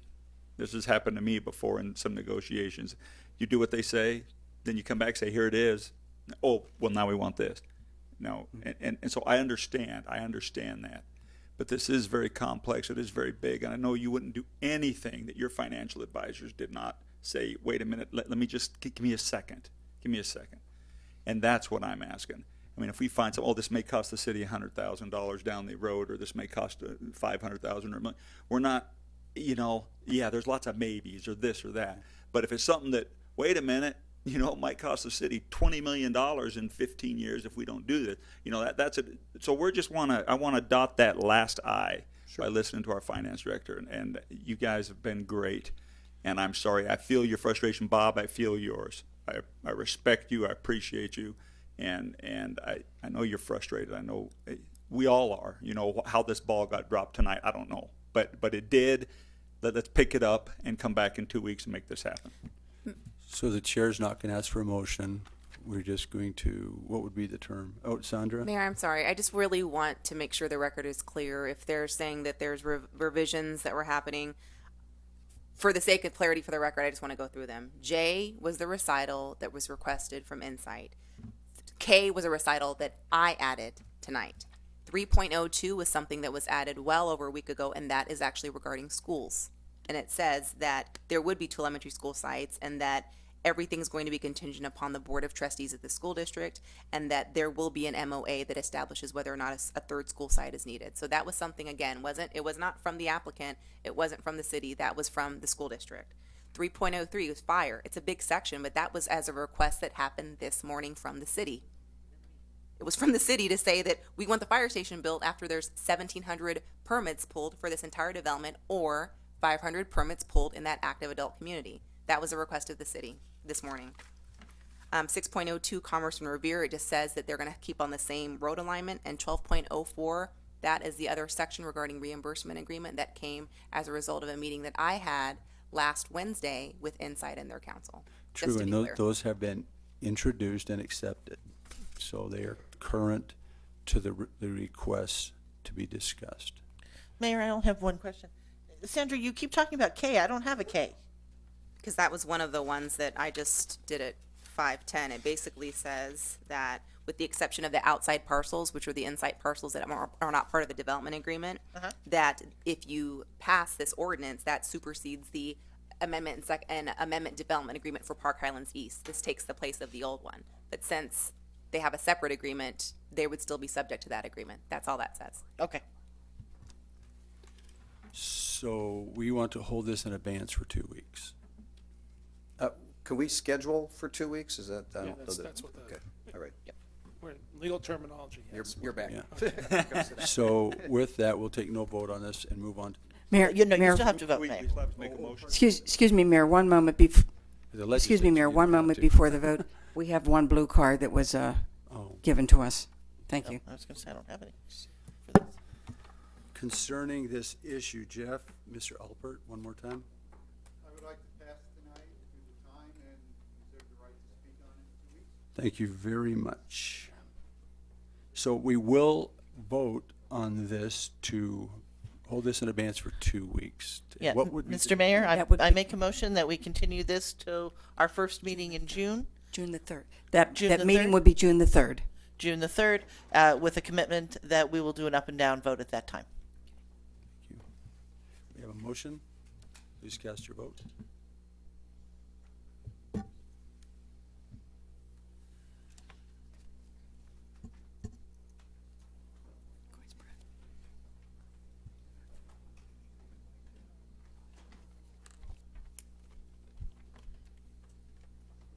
Items approved. Well, city manager's report. Mayor, there's nothing additional to report tonight. Okay, two little things that I have. Mr. Palmer, while you're here, I got an email. Could you come up just for a second? Could he give us an update on the swimming pools real quickly in about 30 seconds? I know that we've had some success there.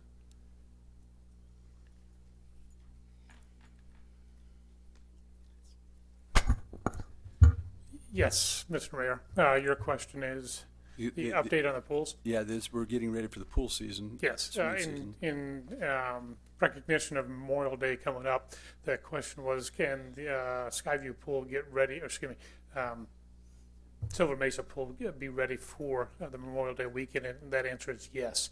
Staff's worked hard to get the pool ready for the enjoyment of our kids and our families in the neighborhoods, and so that'll be ready this weekend. And the following weekend, all pools will be open at that time. So that's the TD pool and everything? Correct. Oh, that's great. So all the pools in Great North news. Las Vegas will be open for the residents this summer? Yeah, for the summer, yes. Oh, that's the first. Including Walker, yes. Thank you very much. Mr. Mayor, can I have a quick question? Uh-huh. Seeing how, is there any plans to do like any sort of a grand reopening at Titty? We're working on that, yes. I think Okay, we're trying to do fantastic. some type of understanding of the opening, yes. I'll It's sponsor great the news cake. for the community. I'll sponsor the cake. Then again, maybe they shouldn't eat before they go into the pool. Well, we'll talk about 30 that. minutes, I'm teasing. Well, speaking of cake, Dr. Lou has an announcement, maybe. Yes, we have a birthday. Oh, Miss Jennifer Duty, could you come down for a second? We'd like to sing you happy birthday. Come on down.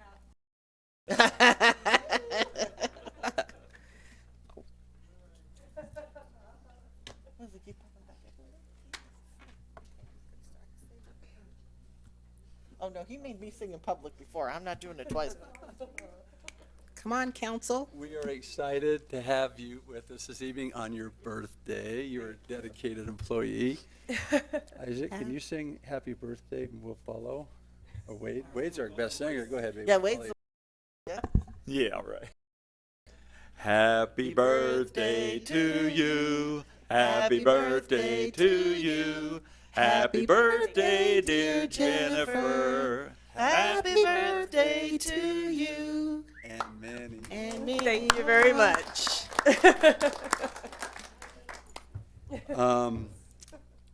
And we have cake, Jennifer. We'd like to share with you and the friends, the directors that are still here. Okay. Council items. Council, do you have any items you'd like to discuss? No? No. We have one major I will announcement. make it quick. I'm sorry, Wade. Is Randy Duvall? Oh yeah, there he is. Randy, you got to take the hot seat for me for a minute. We have made changes, and Randy had reviewed that with us on the billing cycles. And I supported the goal of getting where he wanted to.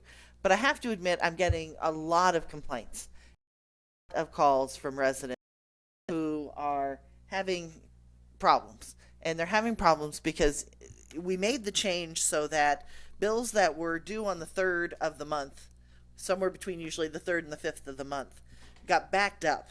And now they're due like the 27th and 28th of the month.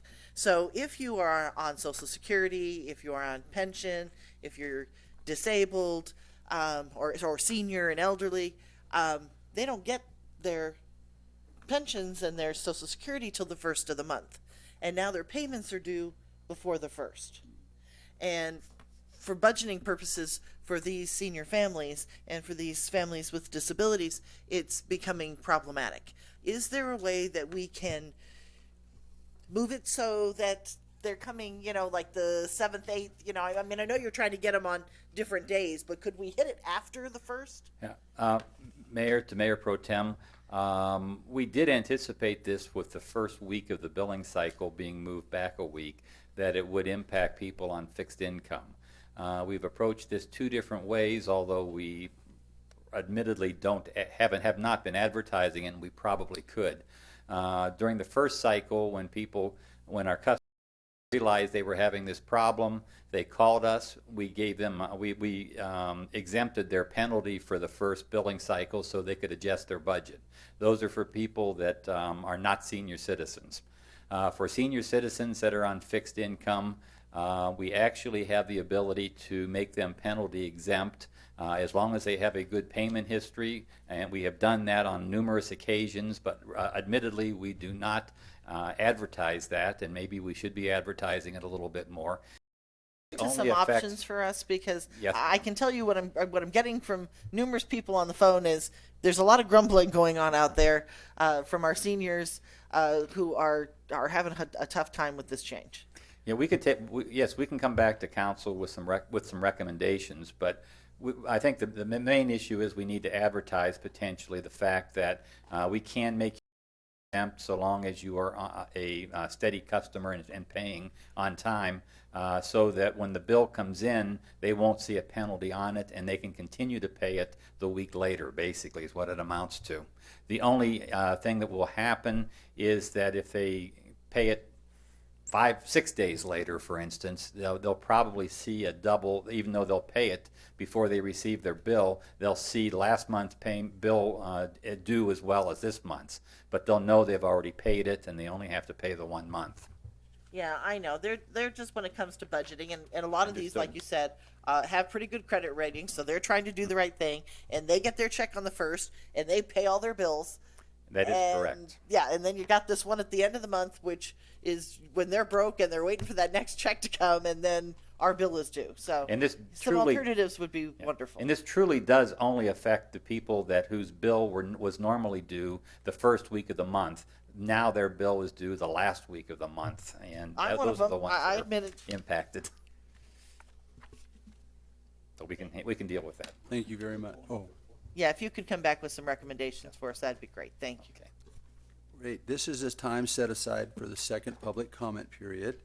When I call your name, please come to this podium and speak. We have 3 minutes. Add your name and address to your public comment. I have Richard Carrera. Did you want to come back one more time? Anybody else is interested in addressing the council, if you'll just kind of walk your way down here. If not, then we will close the public hearing after Richard Carrera. Seeing no one else coming forward, you're it. Yeah. Thanks again for the opportunity to speak. I know it's a late night. My name is Richard Carrion. Again, my home of record is 3337 Mountain Skies Court, North Las Vegas, Nevada 89032. I'm not only here as a resident, I'm also here as a president for the Nevada Chapter for Veterans in Politics. And the one thing I wanted to talk about is the things that's going on outside of the community, outside even the state. And in the last couple of years, we've seen numerous news reports on things that are going on in other municipalities and between police officers and their communities and whatnot. And the two things that I have conversations with folks is, or two things that come up is, one, it's a good thing that we live here. Number two, any loss of life, regardless of what the circumstances, is a state of sadness for the community. What's also bothersome with all the things that's going on is the fact that there's always been a rush to judgment, is one. Two is that outside organizations come in and influence other things that are going on in neighborhoods they don't even live in. And, just the relationship between the community and the police officers that serve those communities. So the one thing I want to leave for food for thought, a little bit more on the positive side, is that, the communities that we live in, everybody loves being here. Everybody does what they can with what they have and still has an impact. There's got to be some way, hopefully we can find some way sooner rather than later, where we can establish by example how we value the people that serve our communities, whether it be in law enforcement, that we stand behind our attorneys and our judicial system, and that we trust that they're going to execute their due process, and wherever the facts lead us is whatever direction we're going to put. So that way the things that, tragedies in all these cities is right place, the wrong person at the right place at the wrong time. Next thing you know, we're just a tweet, a Facebook post, a YouTube post away from a riot. And so that's something that myself and Steve Sanson have talked about, and hopefully we can do something proactive to let other people outside of Nevada know that if you're going to stir up trouble and you don't live here, we can take care of our own. So that's what I want to leave with. Thank you very much. Appreciate that. Yeah. No, that was the other thing I was going to mention. I do have his point of contact, and I did want to share with you some of the things that we'll be talking to him about. Thank you. He's looking forward to meeting his constituents. And seeing no one come up, this meeting's adjourned.